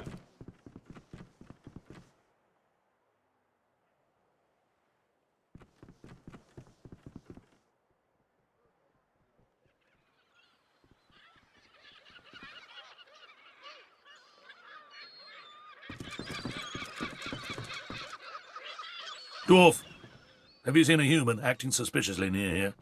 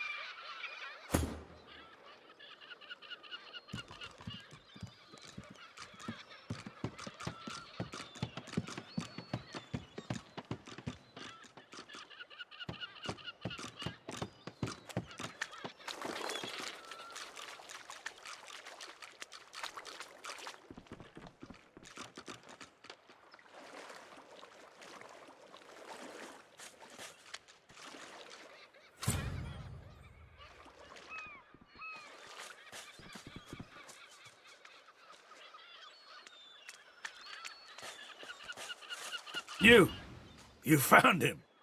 Excellent. Now stand aside.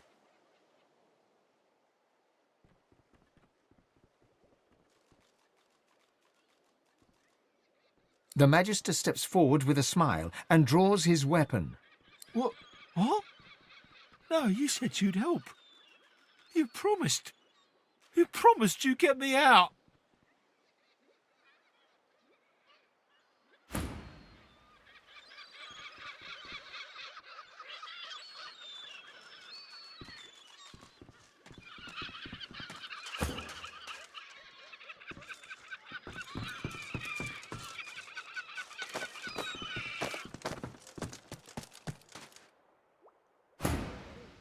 If you see anything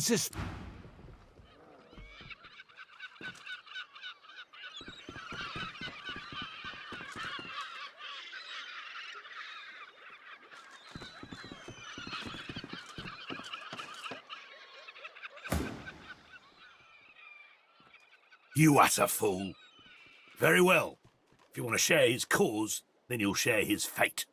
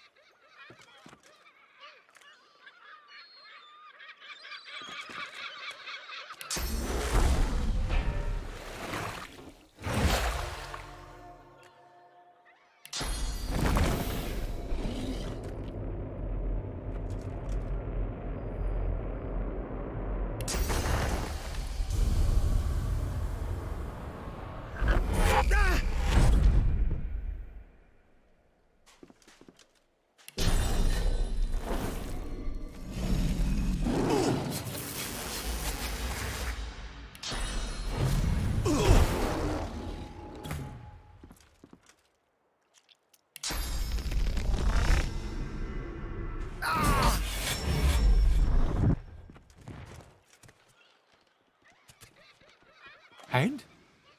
What news?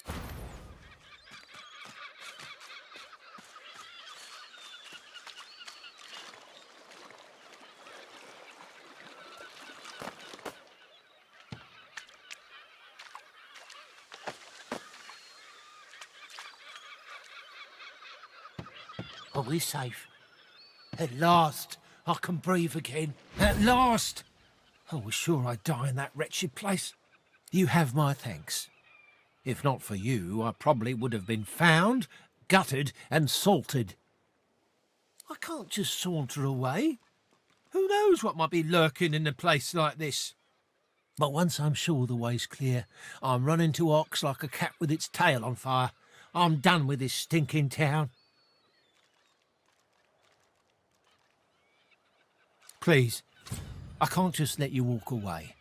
Here, take this scroll as a gift. A damp, scale-covered roll of paper emerges from the barrel. In fact, that's what started all the trouble in the first place. The Magisters nearly lost their minds when they saw me with it.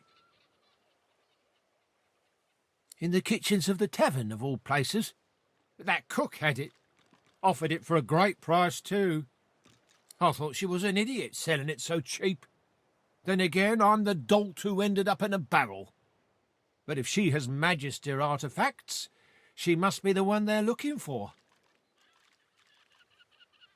Oh, of course. I mean, I'm not much of a sorcerer, but I have my connections. Hanag's a pretty powerful source master, incredible control of portals. I've never seen anyone bend space like she can.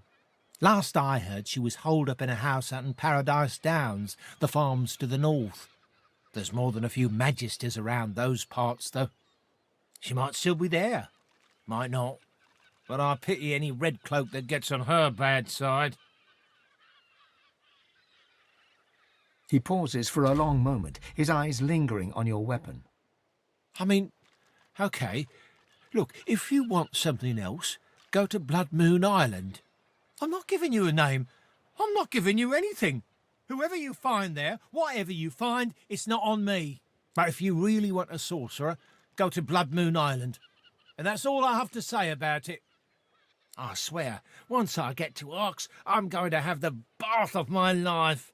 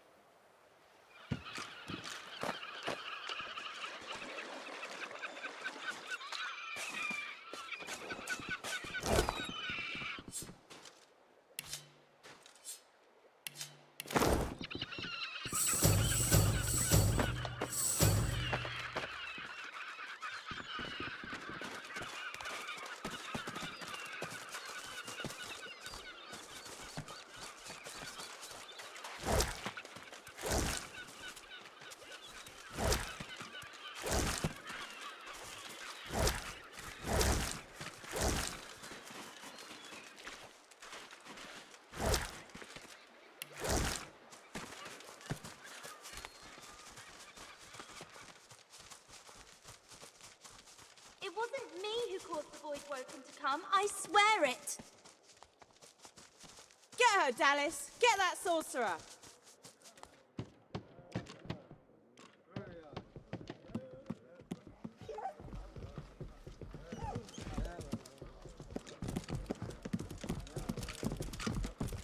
Still no sign. I'll flush the rat out wherever he's at. So, report. Did you find anything? How is that possible? We've been looking everywhere.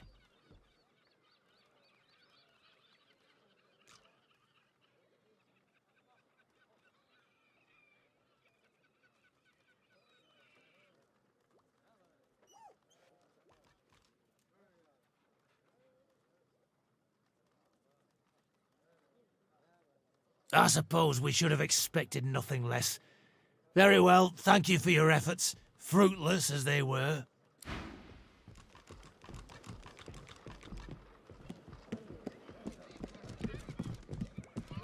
I'm always the sorcerer.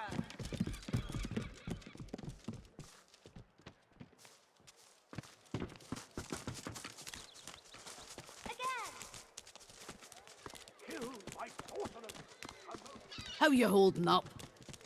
Not in any mood to talk about it.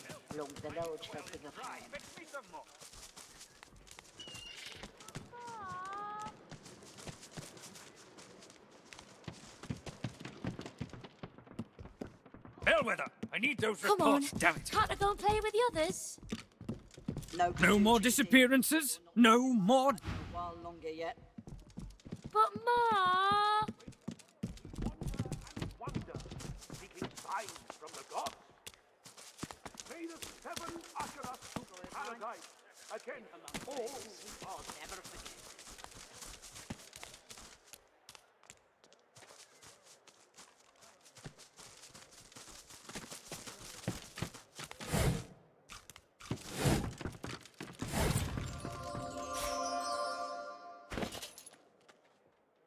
Go away, Dallas, or I'll sorcery you.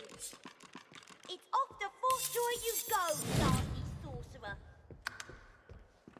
You can stay there with the dirty lizards and Joe's mum until you're cured.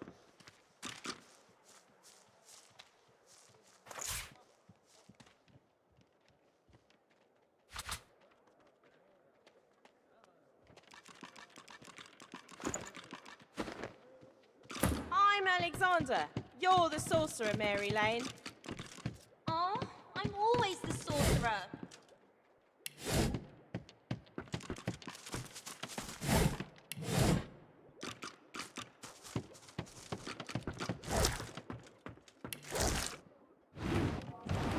Back, sorcerer, back. No, I'm innocent. Get her, Dallas. Get that sorcerer.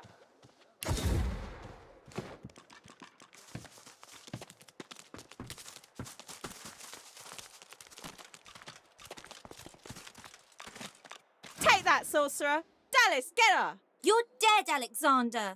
Alexander, you're dead. You have to stay dead until we say you're not dead anymore. Here, mister. Alexander doesn't have to stay dead, does it? Hey, are you a lizard?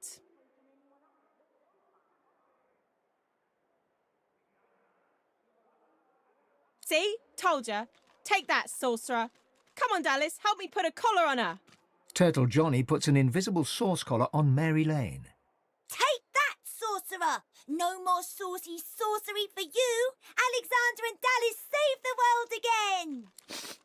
I hate this game. The three kids stare at you in awe. Crack! The sauce collar's broken. I'm free. How about you, Dallas? I'll kill you again, Alexander. I'm a big bad sorcerer. Woohoo! For a moment, you watch the children play. Then you leave them to it.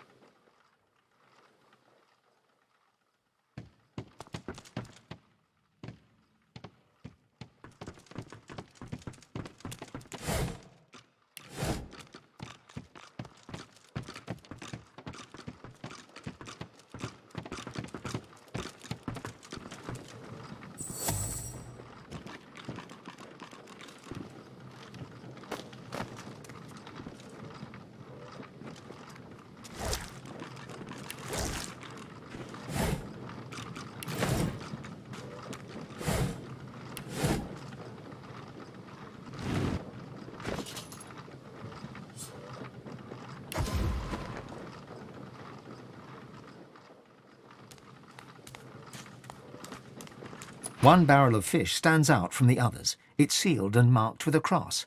Something about it seems familiar.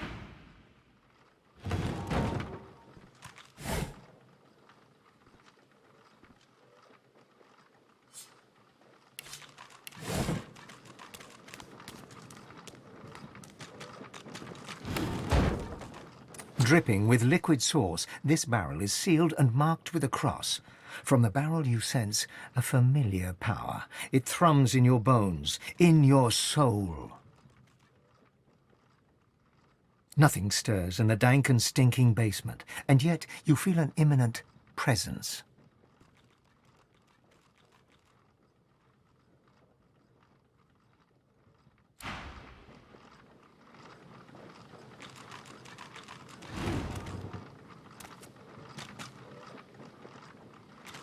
Dripping with liquid sauce, this barrel. Inside, you find not fish, but weapons.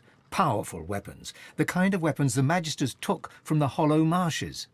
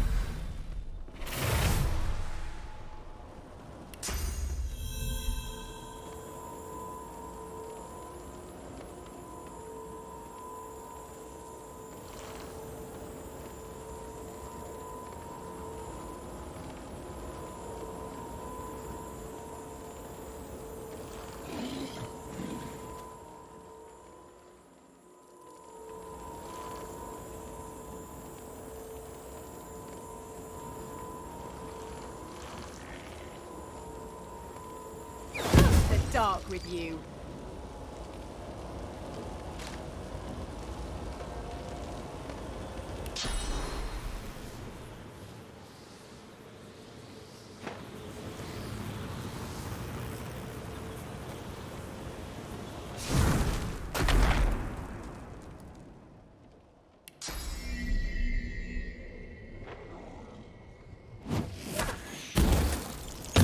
Clean the gods away.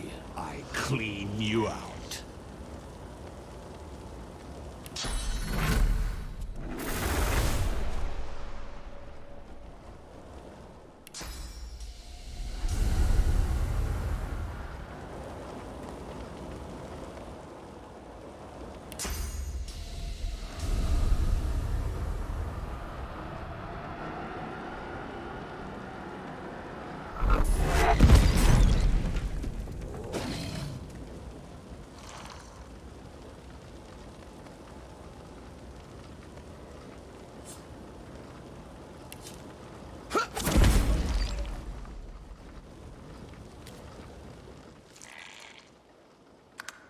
I know you. I know your light. I kill your light. I know you. I know your light. I kill your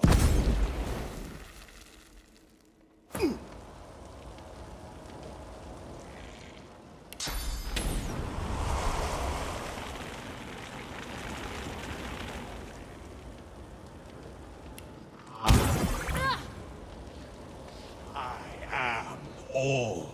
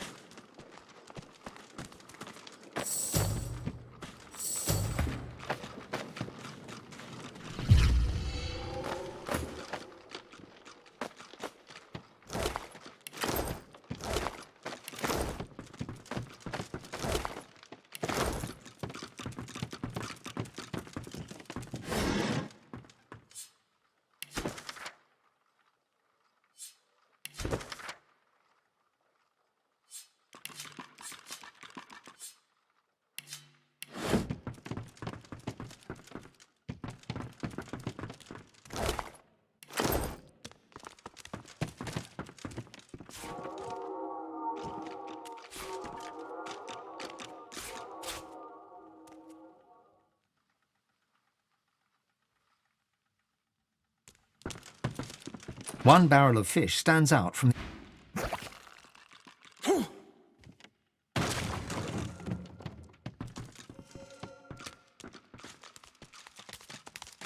One barrel of fish stands...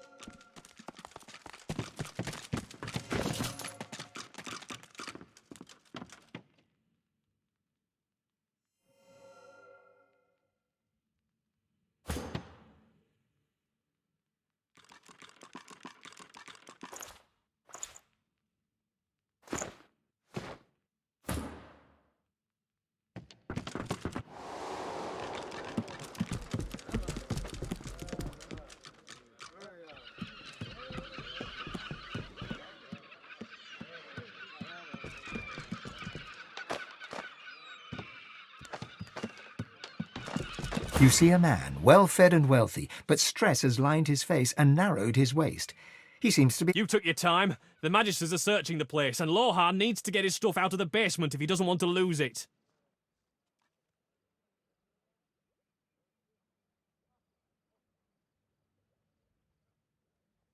He looks surprised. Might be faking it. Might not. What weapons? What basement? Honestly, I've no idea. He stops, sighs. Lohar's smuggling weapons to Arx. He hides them in the basement, and I make sure they reach the destination. What they're used for and who uses them isn't my business. And it's not yours either. He swallows, like he has a lump in his throat. You look like the kind of person who's very forgetful, with the right motivation.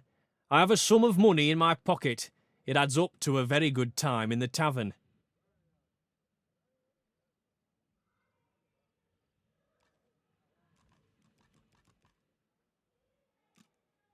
God, fine. Take it and go. And if you say a word about this to Julian or anyone else... He leans forward and lowers his voice. Expect trouble. Fine, but I warn you, don't push me any further. Get out of here now before I tell Lohar you've been wandering around upsetting the fish cart. See if your money's any good to you then. Good day to you.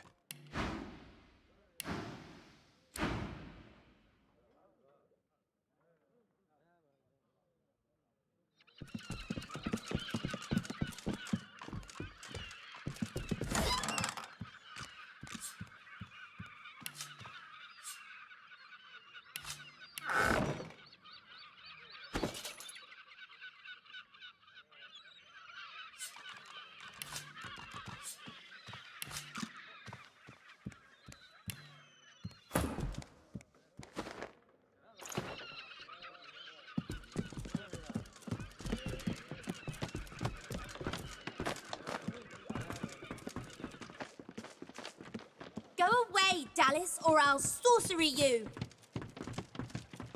I'm going to send you to be cured, sorcerer.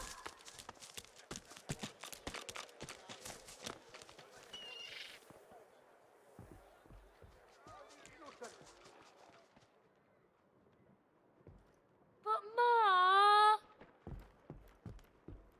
Bellwether, I need those reports, damn it. No more disappearances? No more deaths? It seems justice has been served well. Source weapons? What the hell are they doing there? Be sure to tell Raymond or Julian as soon as possible.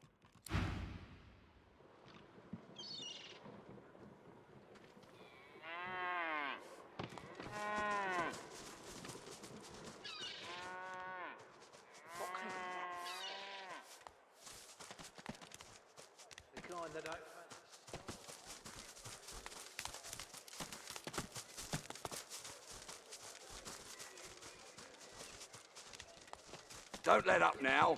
Keep hauling that cargo. Go on, you mute sacks of flesh. Put your backs into it. I'll not lose another day to the tide. The Lord Dread awaits. Its sails billow with Dallas's breath. The Magister stops barking orders. He sniffs the air like a predator, turns to face you, the wolf eyeing the deer.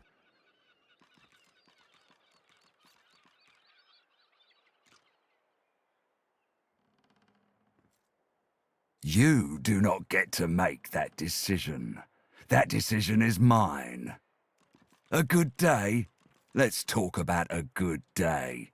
Tell me, have you ever been strung up by the hands?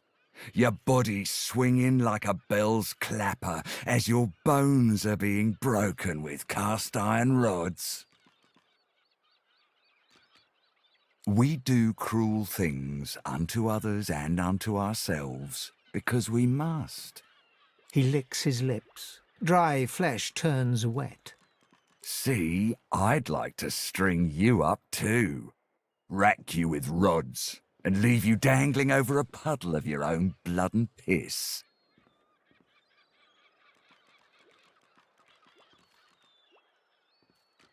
His sliver of a smile could rival a rattler's. I'm very good at what I do, see? I don't even need a sauce hound yapping at my side. There was a whiff of something in the air when you approached. A current of filth, that is to say, sauce. Best convince me I was mistaken.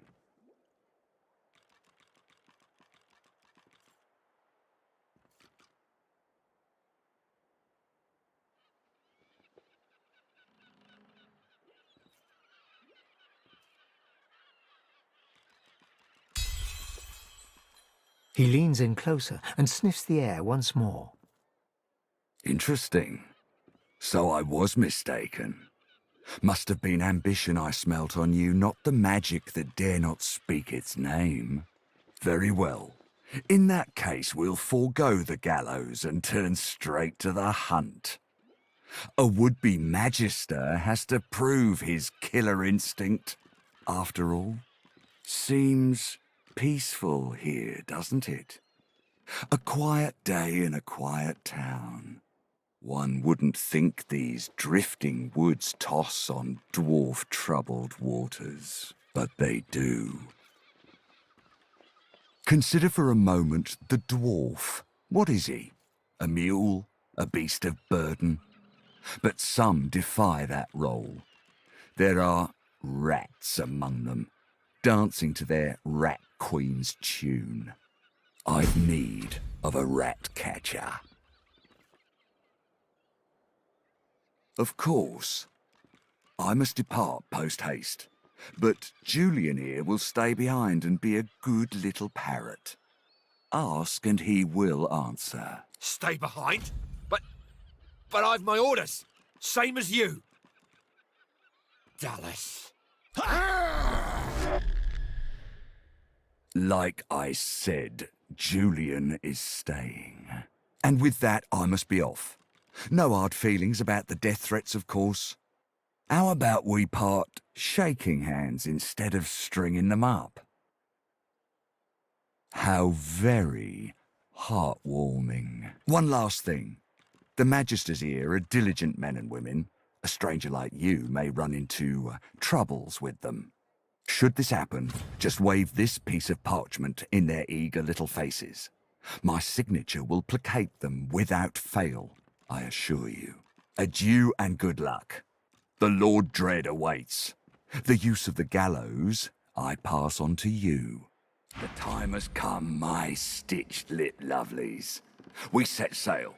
Get on board and man your stations.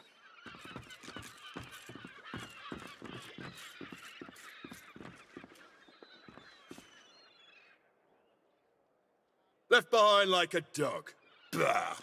7 curses upon that shit.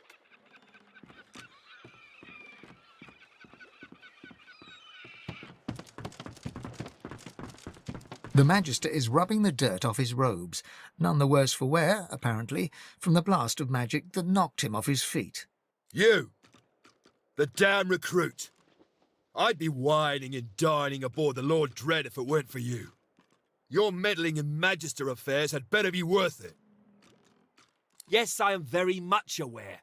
Wasn't my damned head that hit the floor back there. Now answer me. Did you meet with a Magister caravan on your way into town?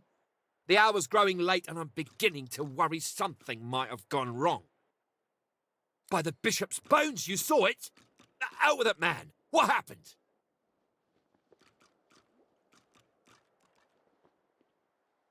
Voidwoken. That means Source was used. Which means some third party must have attacked first. And I've a fair idea who that might have been. Raymond, that old goat. Always suspected there's more to the Driftwood dwarves than meets the eye. Hate to admit it, but I think he may be right. Too many things have gone wrong along Reaper's Coast to attribute to bad luck. Magister ships sinking, weapons disappearing, and as you've seen, a caravan attacked and destroyed. Rumour has it the Dwarvian Queen herself is behind these acts of sabotage. That is what I want you to prove. The rat bastards.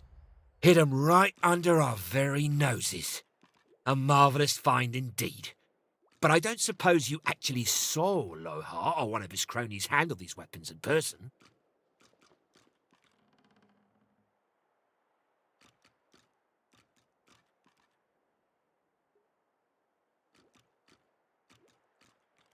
A pity, but we mustn't be deterred. This smuggling operation must be part of the bigger conspiracy that I suspect is taking place somewhere in the treacherous Reaper's Bluffs. I trust I'll continue to have your unmitigated support and loyalty as a matter of course. Speaking of loyalty, here's a little incentive to keep up the good work. Don't you let up now, you hear? Here I still am, and here you still are. Adrift and bloody driftwood, yes? Have you anything to report?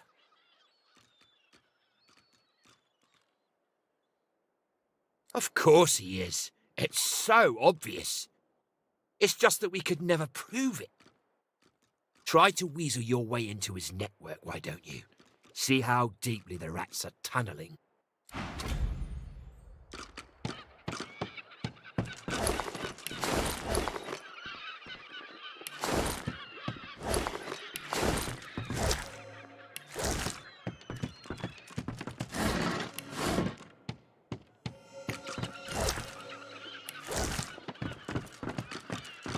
There's a lot of call for the junk you sell, then.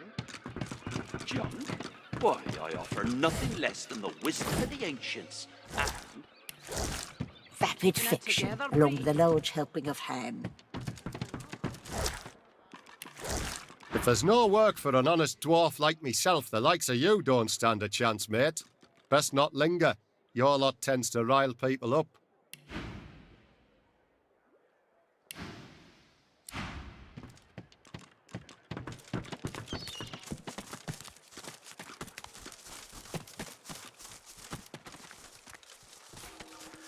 What's this?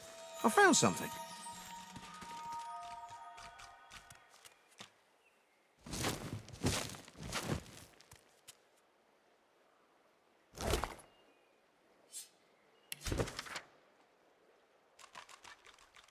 This poor unfortunate died just when he thought he was free. There are marks on his body. Something in the water got to him.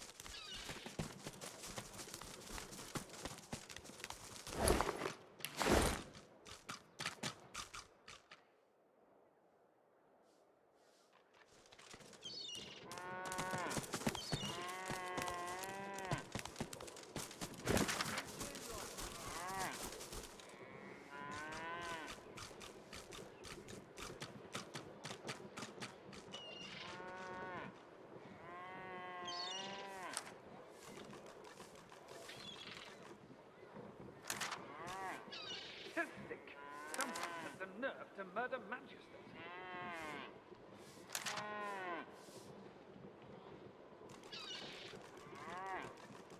Bellwether, I need those reports down.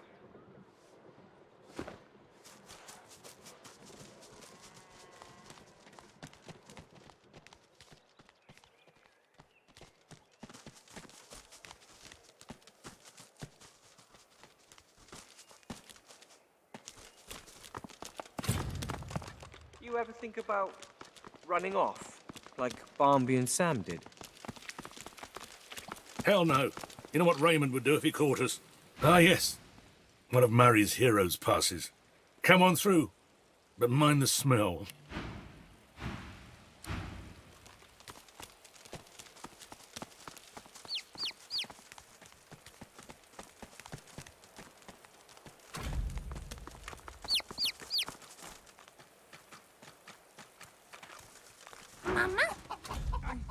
I know it looks delicious, Quercus, but try to restrain yourself. What? No! You don't even have a stomach! It'd just be indulgent.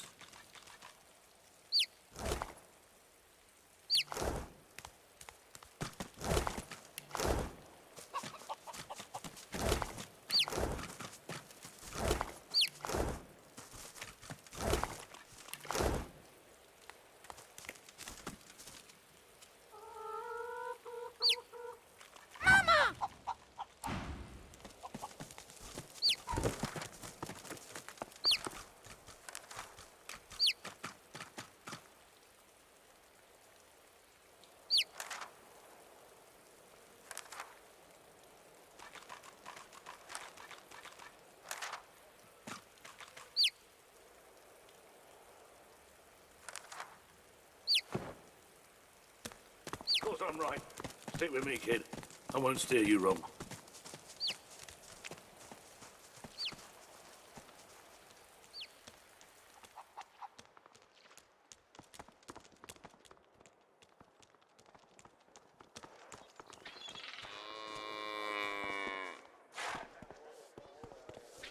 Not in any mood to talk about it.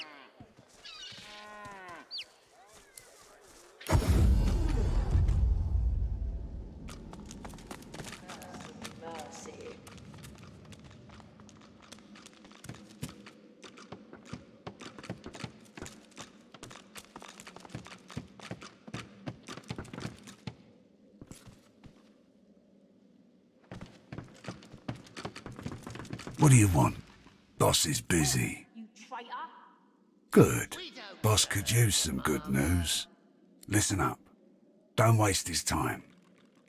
These are explosive times. Be respectful. We're not here to chit-chat with the likes of you. Marla's one of us. Not no more, she ain't. I brought you up from girl to woman, Marla. Like you was my own. This. He lifts his right arm, showing a white bandage beneath his ribs.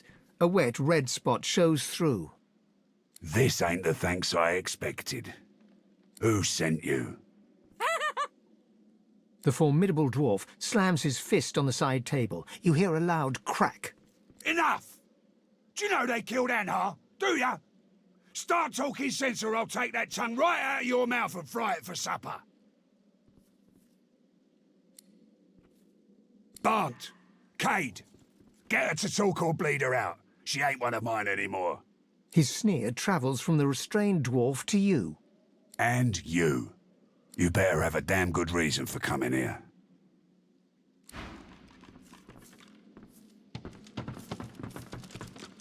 Tell the Brave truth lad, now. waltzing in here now. I hope for your sake you've got good news for me.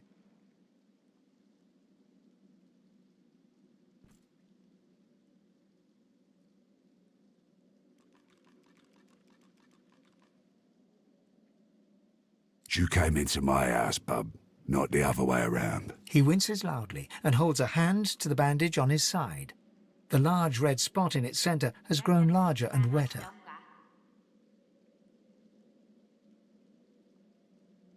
Leave a wound alone and it'll patch itself right up. Longer it takes, the less likely you'll let it happen again.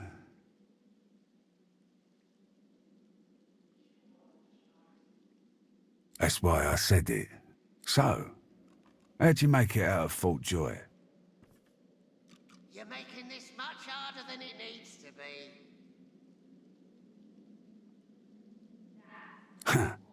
I've got to say I'm impressed. I love a good story. Here's one I heard lately. A group of strangers landed on the beaches outside town. Meister Seaver's people. You one of her little seekers? Chasing down Godwoken and begging them to save us all?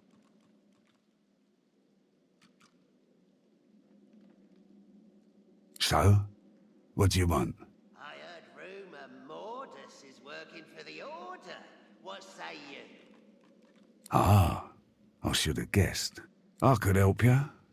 But last I heard you was working for the Magisters. Big shots at the boats. Now, why in the name of all the hurts would I help a worm like that?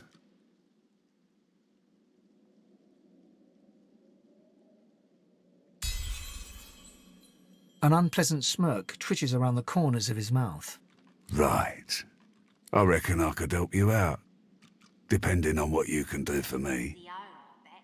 He gestures towards the bandage across his side. Had a bit of family trouble lately. My girl Marla got it in her head to come after me with a short blade. That ain't like Marla. Ain't like her to pull the silent treatment either. Something's going on. And wouldn't you know it, that blade she used wasn't any normal bit of steel. Belonged to another of my people. Guy's name is Mordus. Bit of a loner, but smart as hell. I sent a few guys to go check on him, see if he knew what had got into Marla, but no one can find him. Tell the truth now. Who was it? I'd like a word with the guy.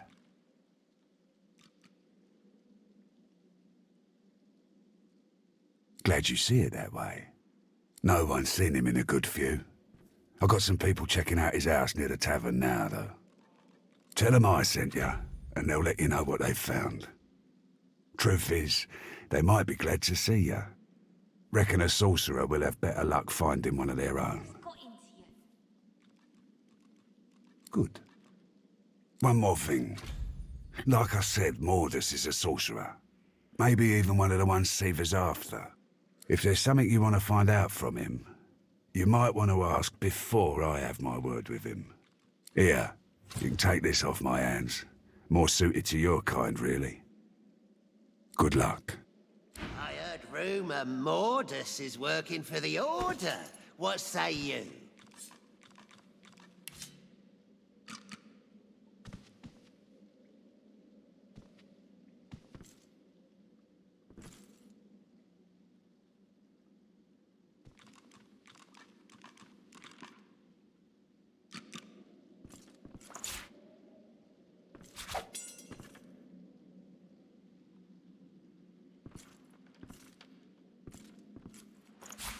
We ain't gonna keep you around much longer. Leave me be, lizard. This traitor needs my attention.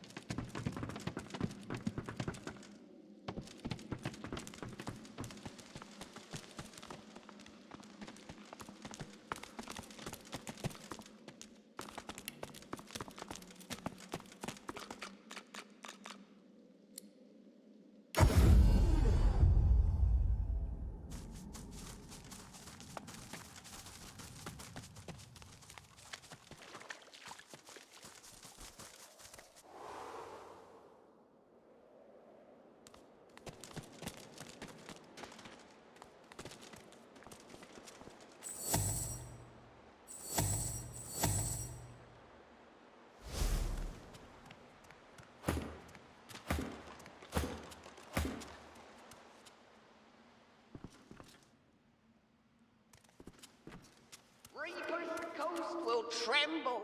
I will be unstoppable.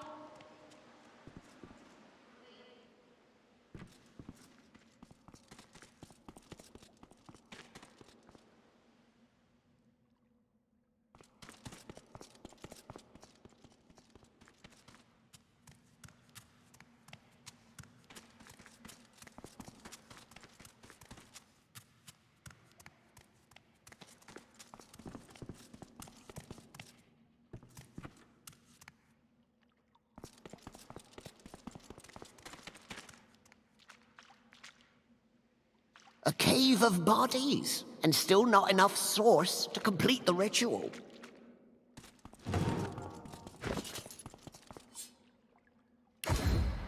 Were you not required, I would feast on you, slaves.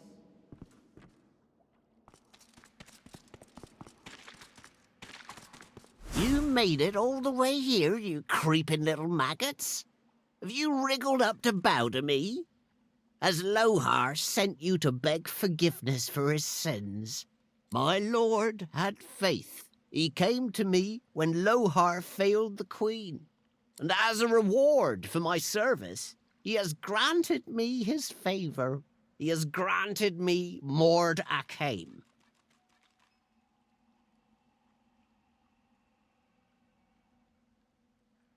You are not worthy to know my savior.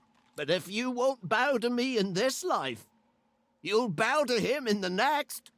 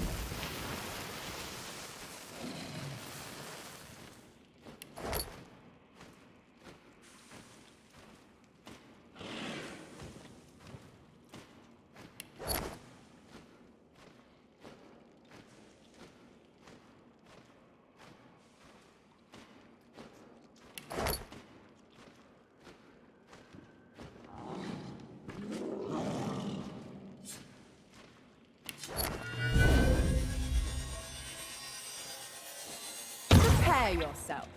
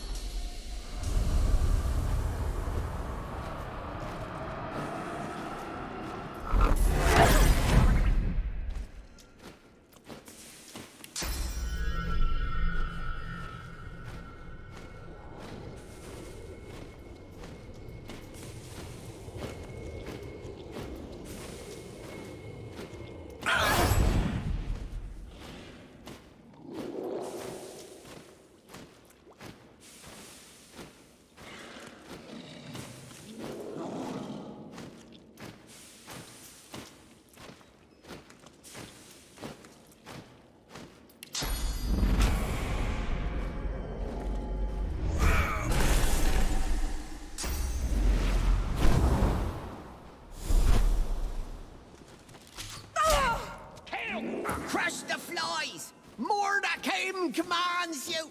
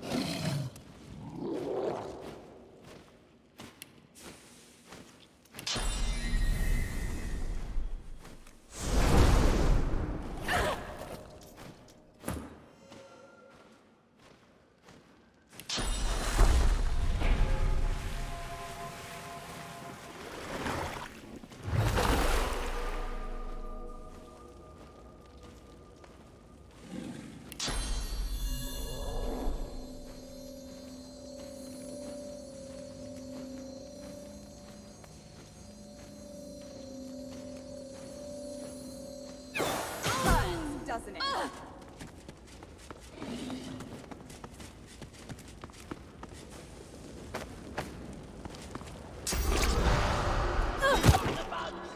Grind them into the dirt!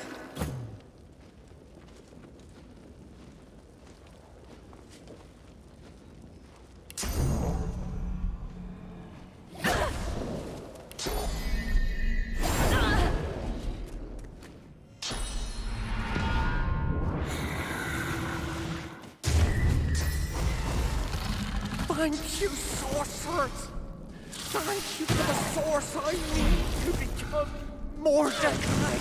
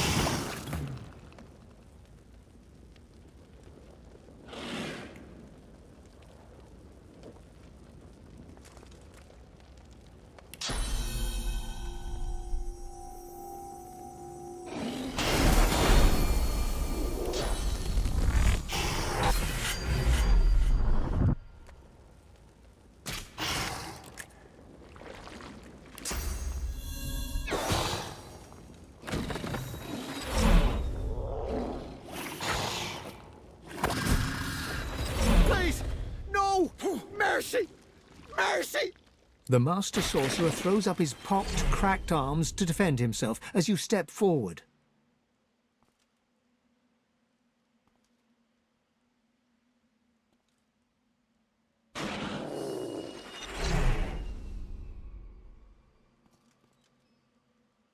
The undead dwarf looks quickly over its shoulder, his gaze darting from shadow to shadow. Of course! Of course! Anything! Just name it!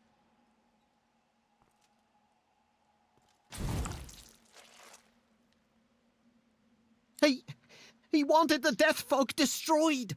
Once he knew his rats had found it in the Peacemaker's wreck, he wanted it destroyed. The greatest weapon Rivellon has ever seen lands in his lap, and he ordered the barrels thrown into the ocean. We couldn't let it happen. We needed it. So I took control.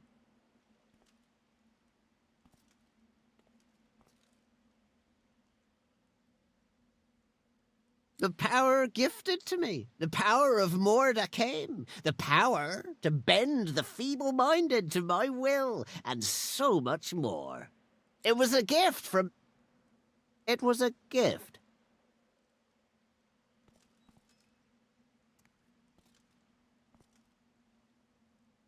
I can't. He'll hear.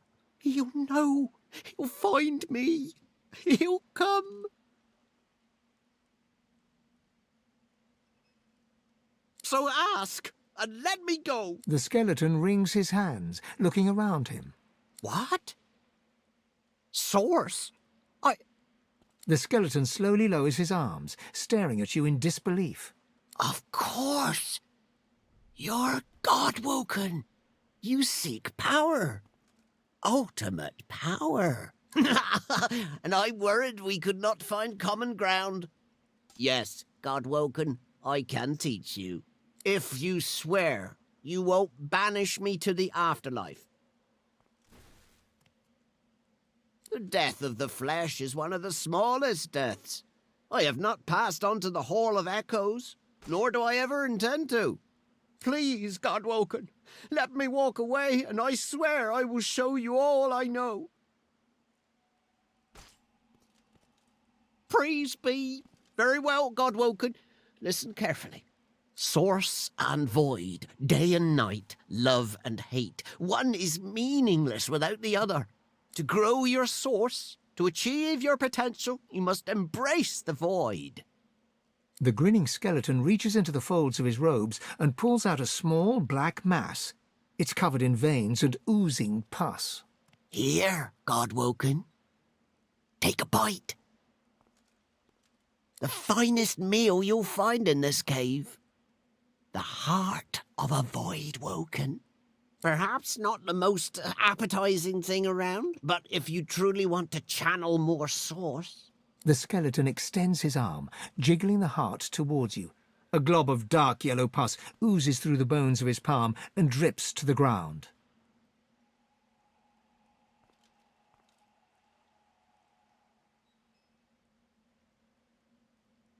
The thick pus explodes into your mouth, coating the back of your throat.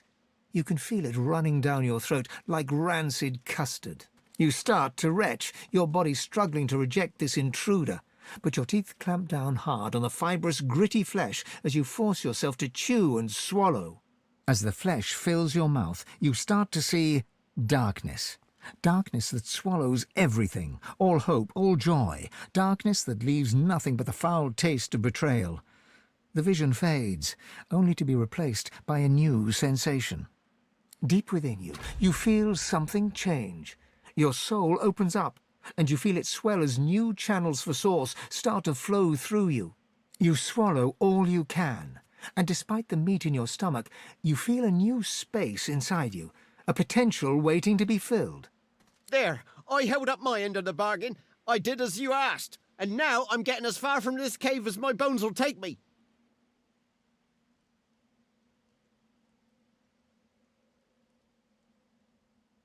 Mordus looks at you in shock.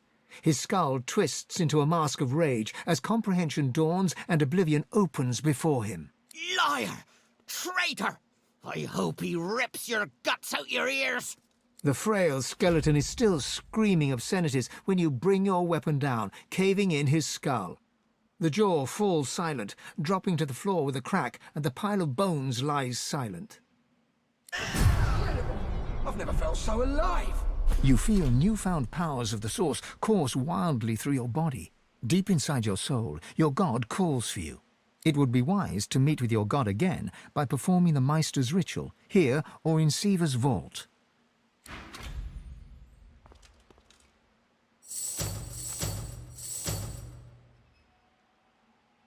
The thought of Deathfog gives you pause.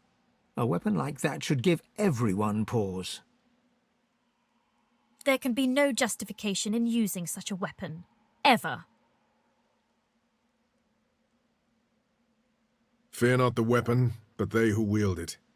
Deathfog has a place in the world, in the right hands.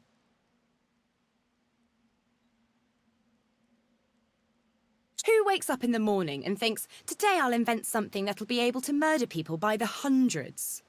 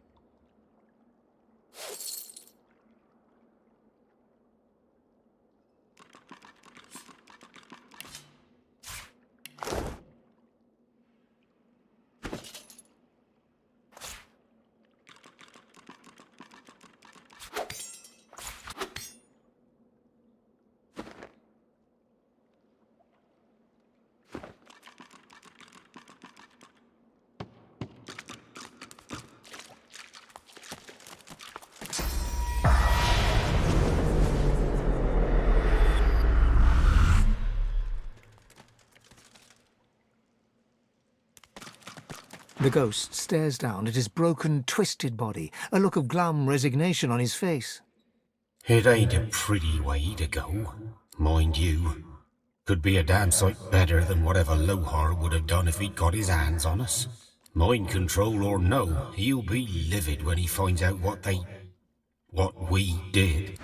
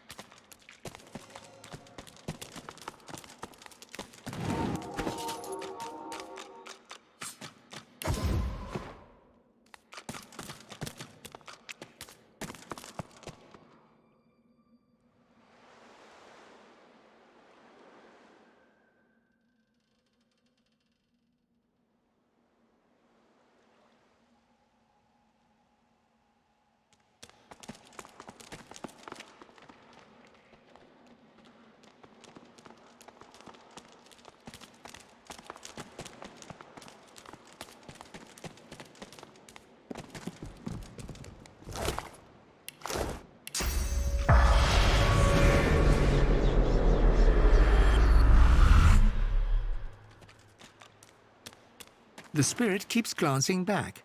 A difficult task since his shoulders are tense as iron. How can I help?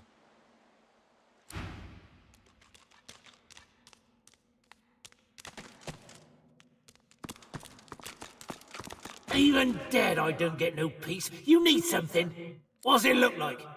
Either there were a void-woken attack, or this is the most unfortunate dinner party you ever did see. Now shove off.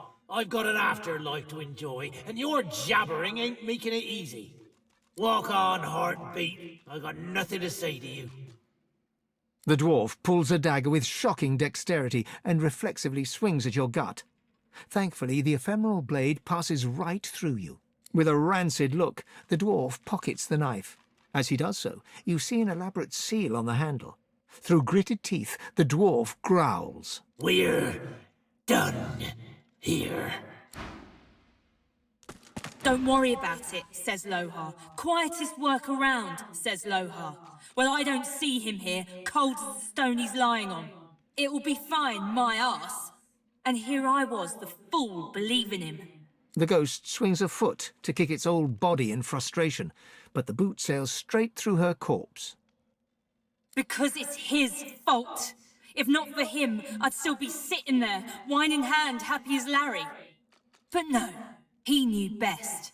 He wanted the death fog destroyed. That's why we were to make sure it got into the right hands. Our hands! I even stood guard of Mordus when he were doing nothing but the Queen's bidding. No wonder we came to this. This is what I deserve for following the orders of a leader with the spine of a sponge. Thank Duna Her Majesty has more steel in her belly than that coward. You're a little tall to be asking questions like that. Her Majesty is trying to do what's best for the dwarf people. And there's not a thing more you need to know.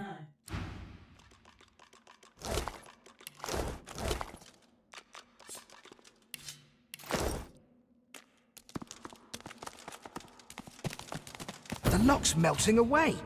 Mordus turned the key into an amulet. Cunning.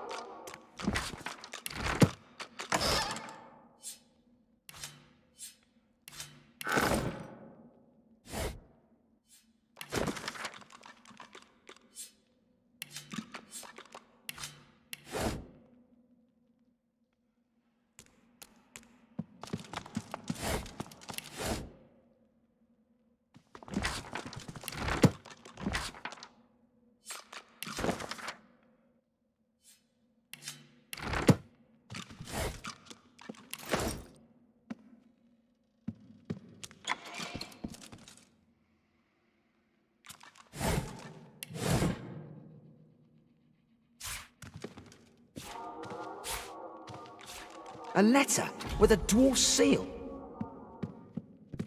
Fine paper. It looks important. The Queen's seal. She couldn't be involved in this. Open it at once. This could be valuable.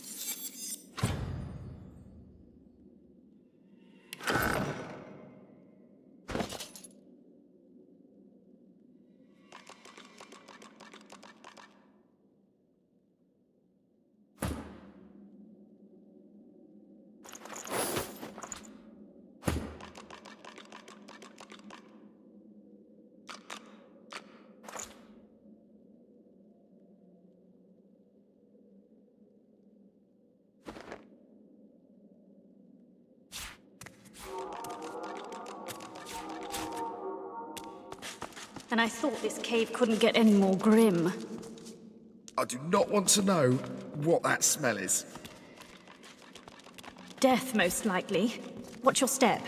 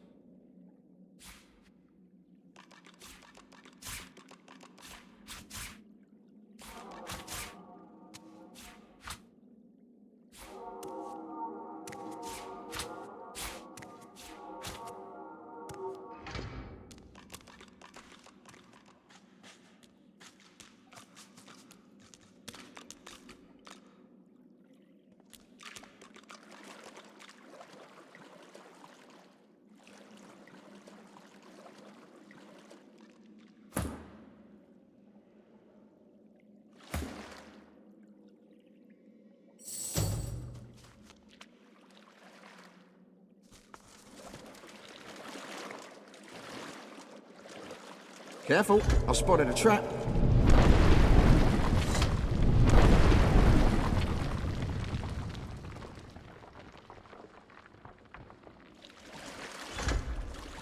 Careful, I've spotted a trap.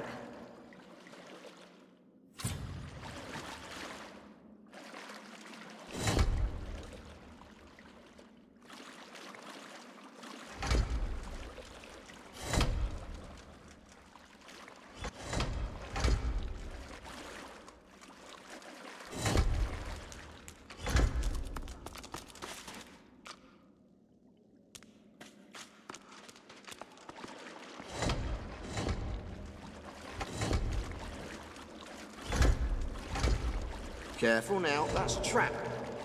Come on, let's keep moving.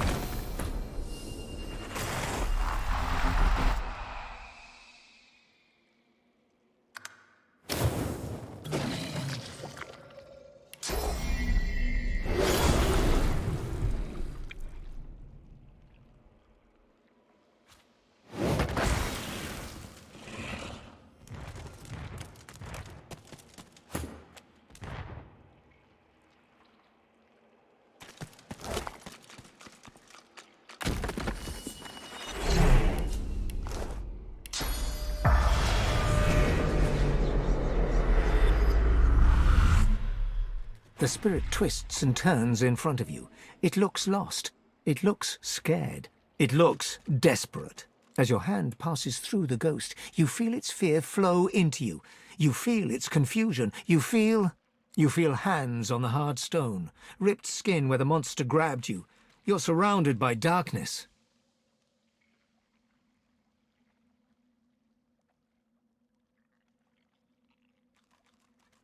You scramble forward blindly, but slip and fall. The floor is slick with something. There's liquid on the ground. It's wet. It's warm. Oh, gods, you pray it's not blood. You summon your magic, and a tiny light flickers. You're kneeling in a clear pool of liquid. It isn't blood. You look up into dozens of eyes glittering in the dark. A long drip of saliva falls from the shadows. It isn't blood. You're flung from the vision, screaming ringing in your ears.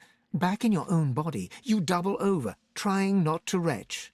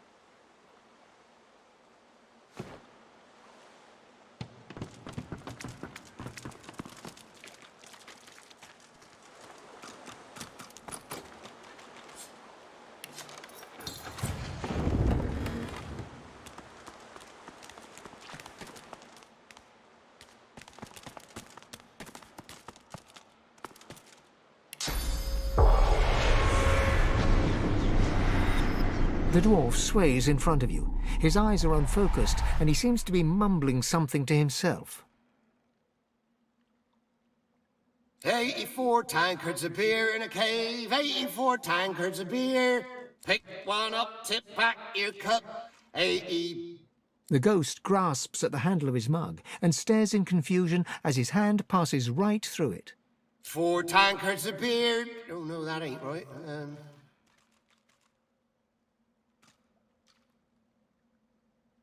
I'm just trying to enjoy one last drink before I go on duty. I'll be down guarding Mordus. Gets cold down in that vault. Figured a drink or two to guard against the chill wouldn't hurt, eh? Ted? Who are you trying to fool, mate? I might have been hitting the beer, but I reckon you've had one too many spirits, eh?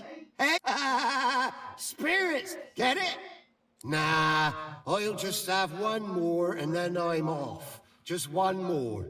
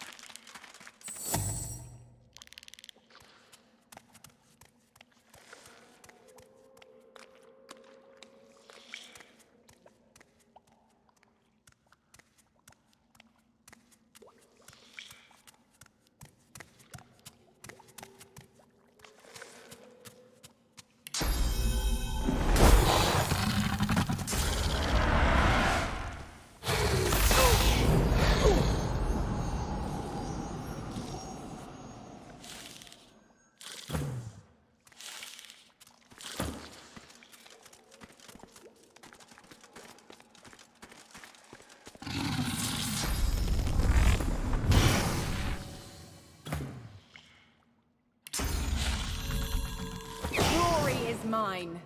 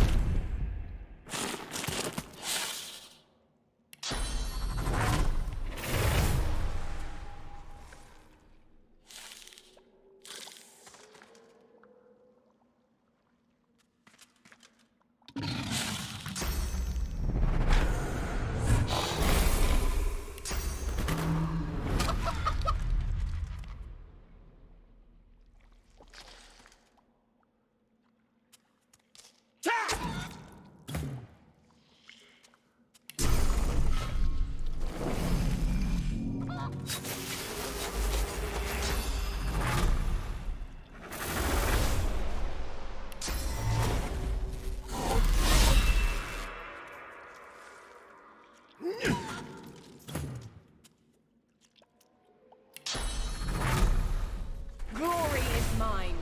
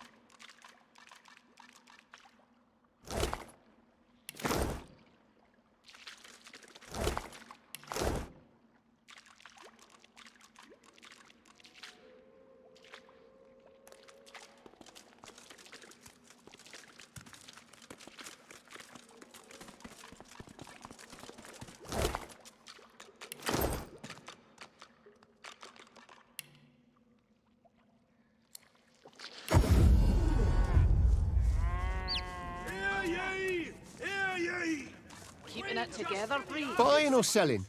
Capital. Good luck to you. You're safe among friends. Never forget it. Elton, my inkwell is dry. Fetch me some more. Smells worse over here than a dozen rotten eggs dropped in a vat of vinegar. Then don't come over. Not like you're buying anything. If I don't come visit your ton, who will? Wouldn't you like to know? Divine order to march against the ancient empire! Keeping it together, Bree. Tis sick. Someone I'm all right, as long as I don't think about it too much. You're safe among friends. Never forget it. Bellwether, I need those reports down.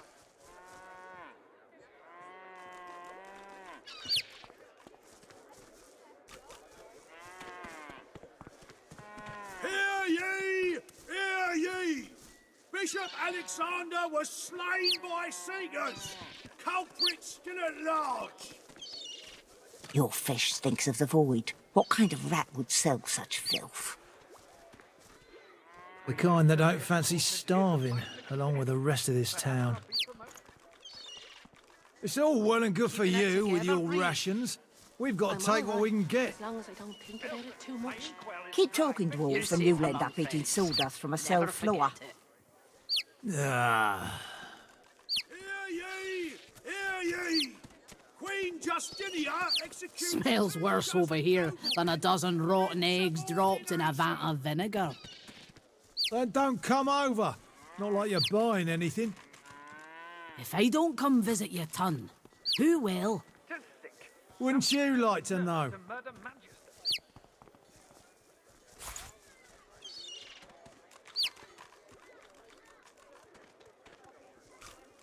Bellwether, I need those reports. Have you anything that will protect against void waking? Hear ye! Hear ye! Divine order to march against the ancient God knows empire! what to stop those beasts. Cold steel it is, then.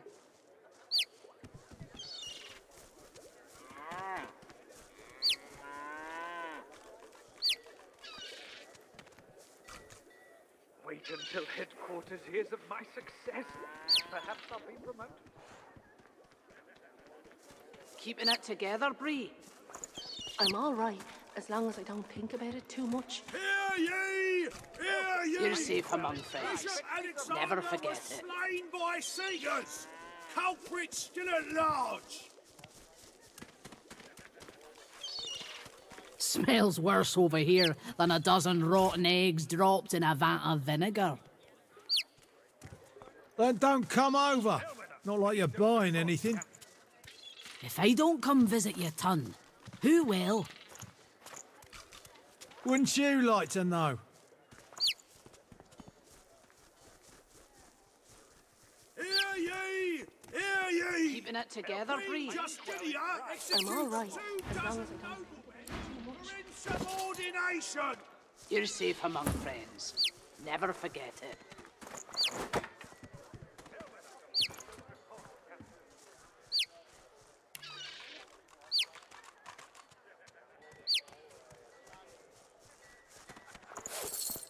How you holding up? Not in any mood to talk about it.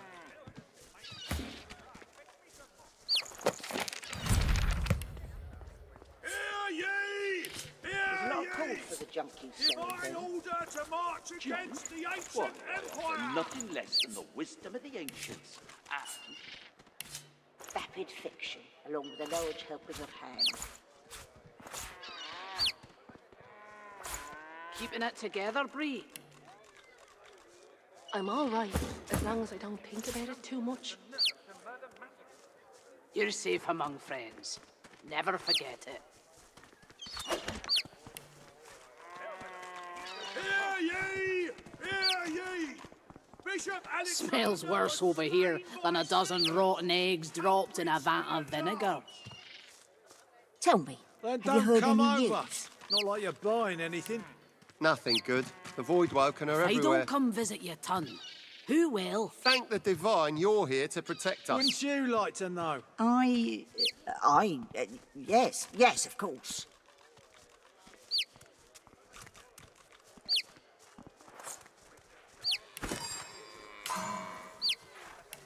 Hear ye! Hear ye!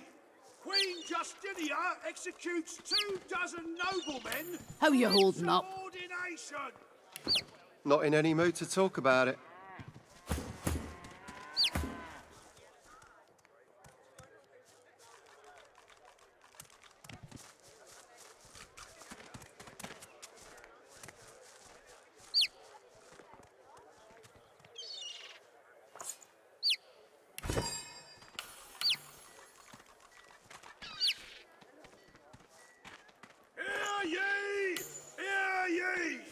Divine order to march against the ancient empire!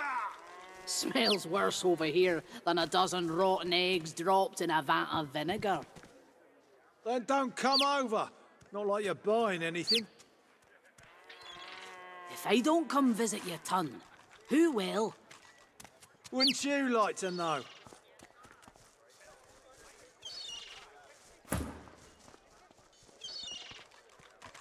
Keeping it together, Bree? I'm all right, as long as I don't think about it too much. You're safe among friends. Never forget it. Still at large.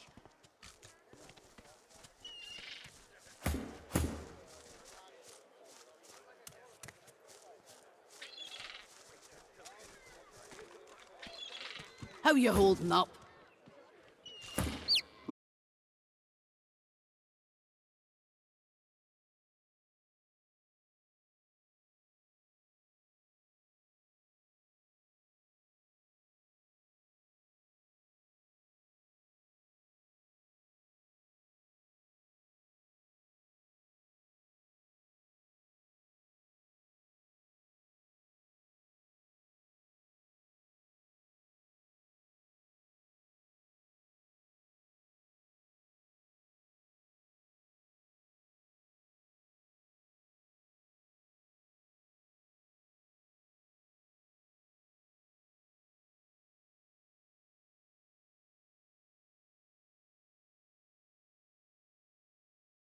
Vinegar.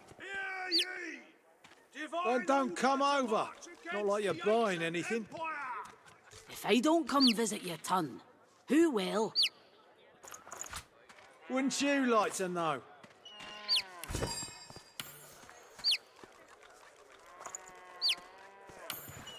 Keeping it together, Bree? I'm all right, as long as I don't think about it too much. You're safe among friends. Never forget it. Hear ye! Hear ye! Bishop Alexander was slain by Seegers. Alfred still at large. How you holding up? Not in any mood to talk about it.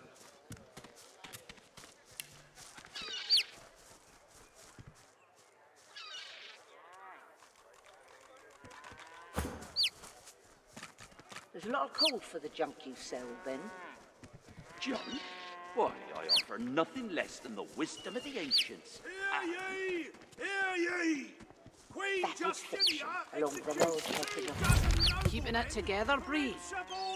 I'm all right, as long as I don't think about it too much. You're safe among friends. Never forget it.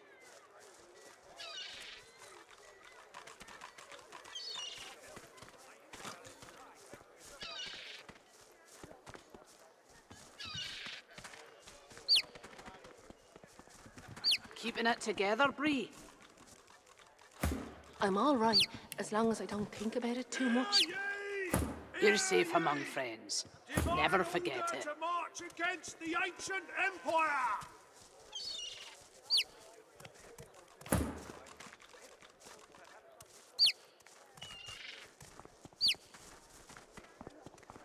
How you holding up? Not in any mood to talk about it.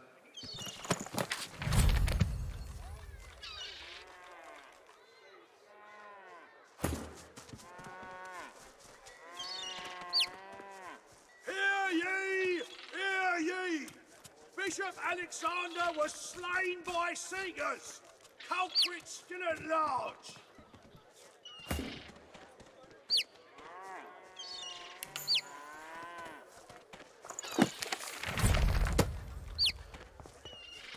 Smells worse over here than a dozen rotten eggs dropped in a vat of vinegar. Then don't come over. Not like you're buying anything. If I don't come visit your ton, who will? Hear ye! Wouldn't you like to know? Queen Justinia executes 24 noblemen for insubordination. Keeping it together, Bree? I'm all right, as Tell long me, as I don't think have you heard about it any too much. news? You're safe Nothing among good. friends. The Void Woken are Never everywhere. forget it. Thank the Divine you're here to protect us. Yes, of course.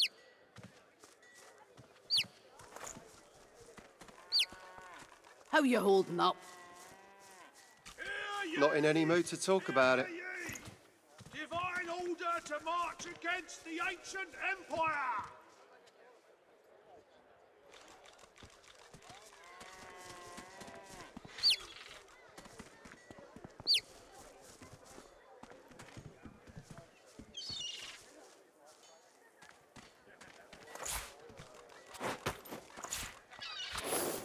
Keeping it together, Bree?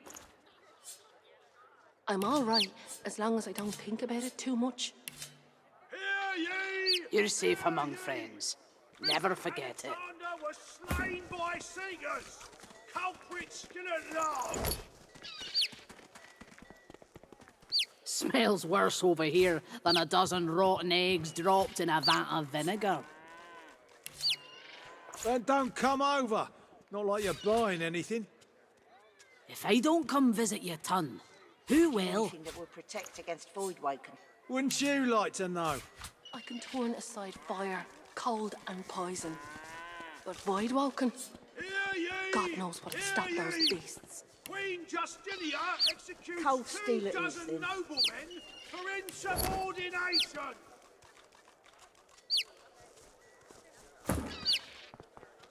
How you holding up? Not in any mood to talk about it.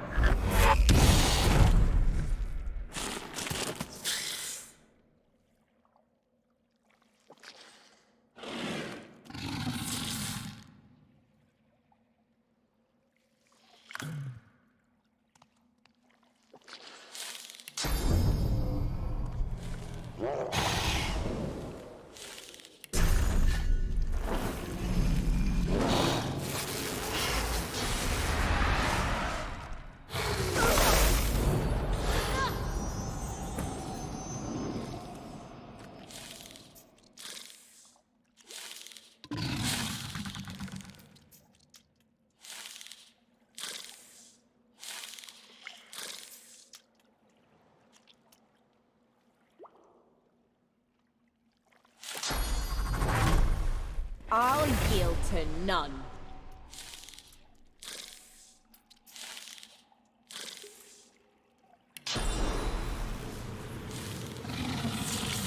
Prepare yourself.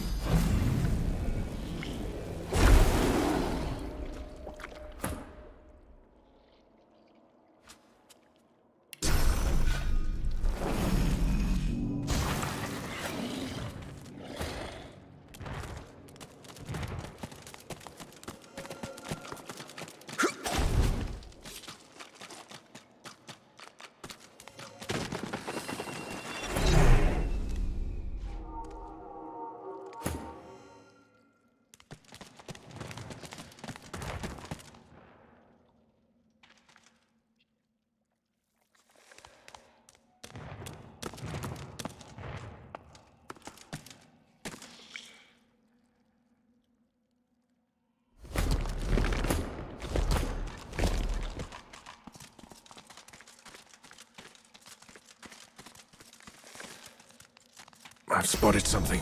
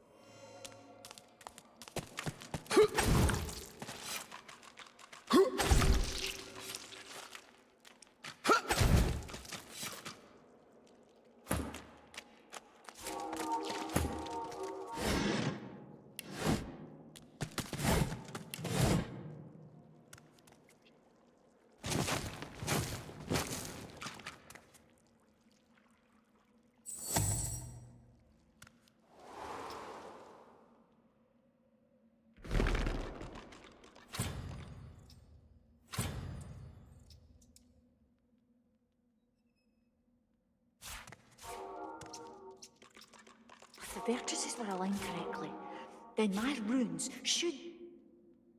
Oh, this is impossible!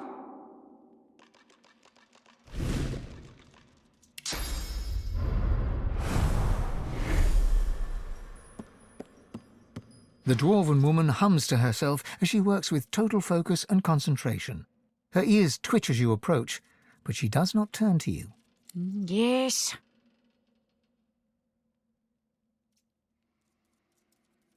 She turns to peer up at you, surprise and mistrust evident in her intelligent face. And what business is it of yours, outsider? You're in no position to give me orders. I answer directly to Queen Justinia herself.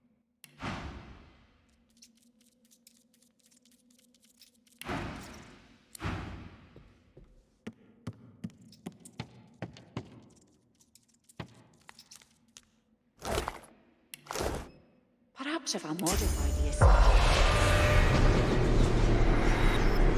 that will work.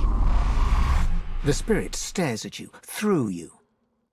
When she opens her mouth to speak, her voice seems to drift to you from far away, as if half-dreamed. We keep the shipments here. That's what's meant for ships. It ends up in our carts, trundling away. Arks!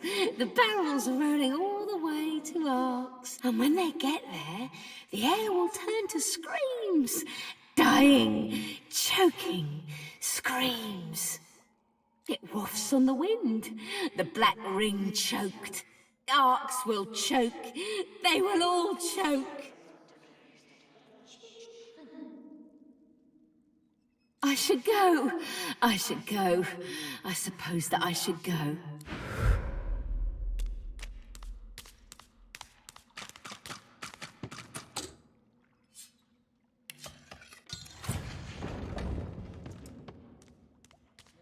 Give for Hanning's advice right now.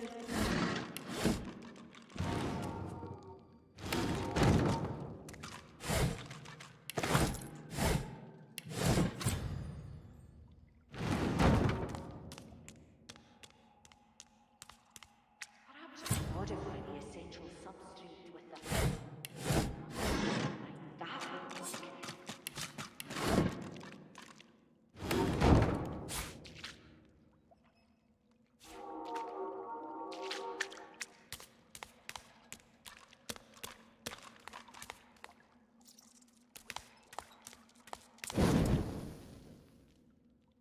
Even if the runes were glowing right, I still haven't sorted out the diagnostics.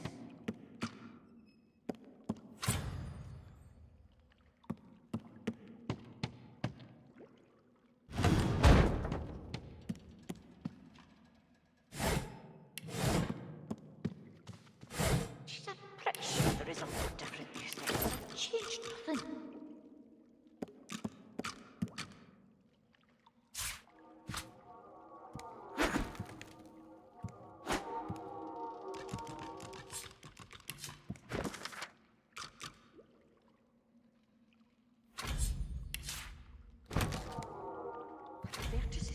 Payload of the Peacemaker is here. I can feel its power.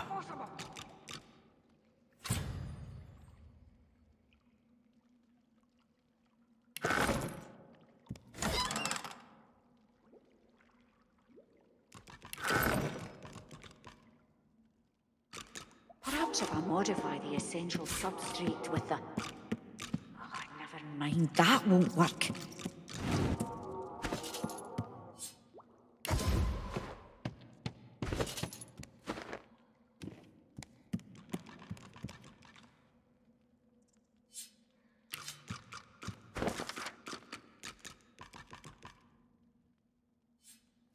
Maybe? No. Maybe? No. Maybe? Oh, what's the use?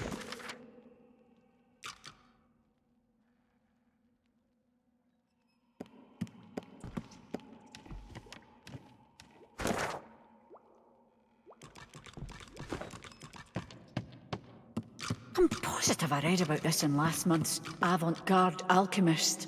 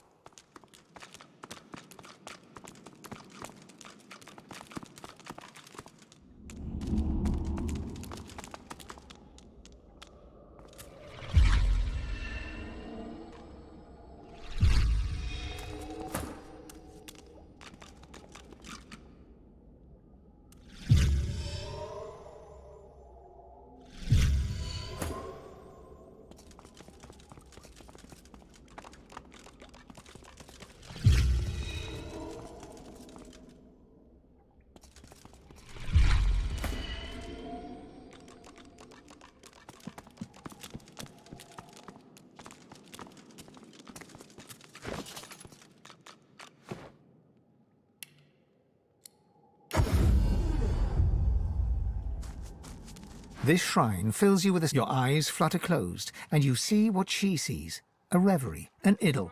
This corner of land as it was hundreds of years ago, when only seagulls dwelt upon these cliffs. Warm breezes touch your face, joy your heart.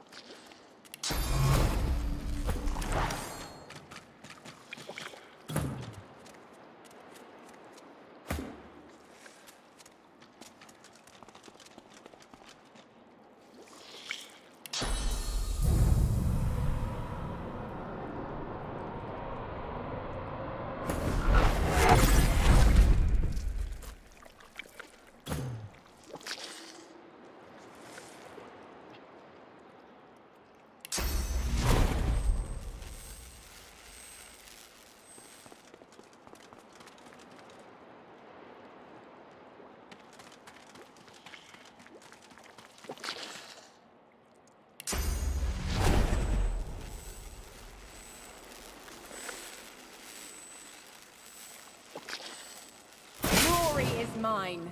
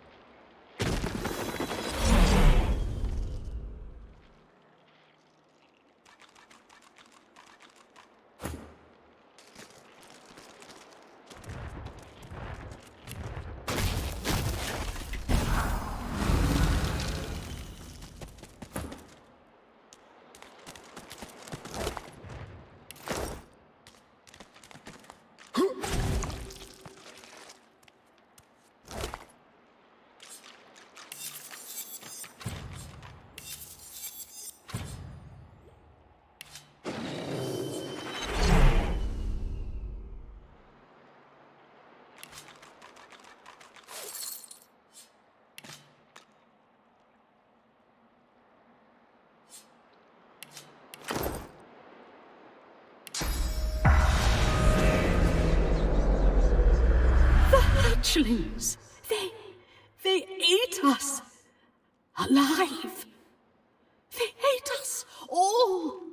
I watched them swallow bodies and then swallow souls.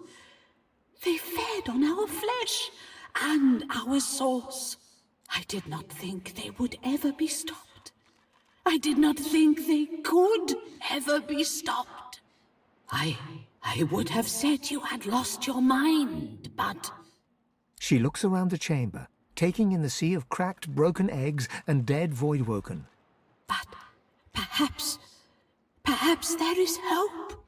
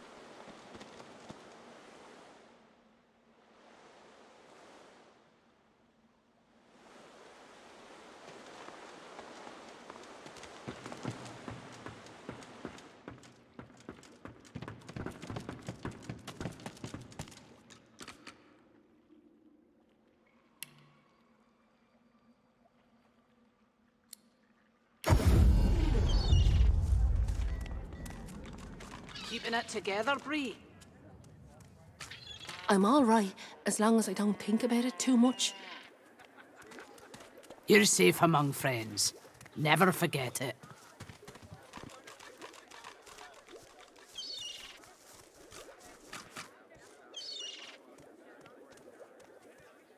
Hear ye! Hear ye! Bishop Alexander How you holding was up? slain by Seekers. Culprits still at large.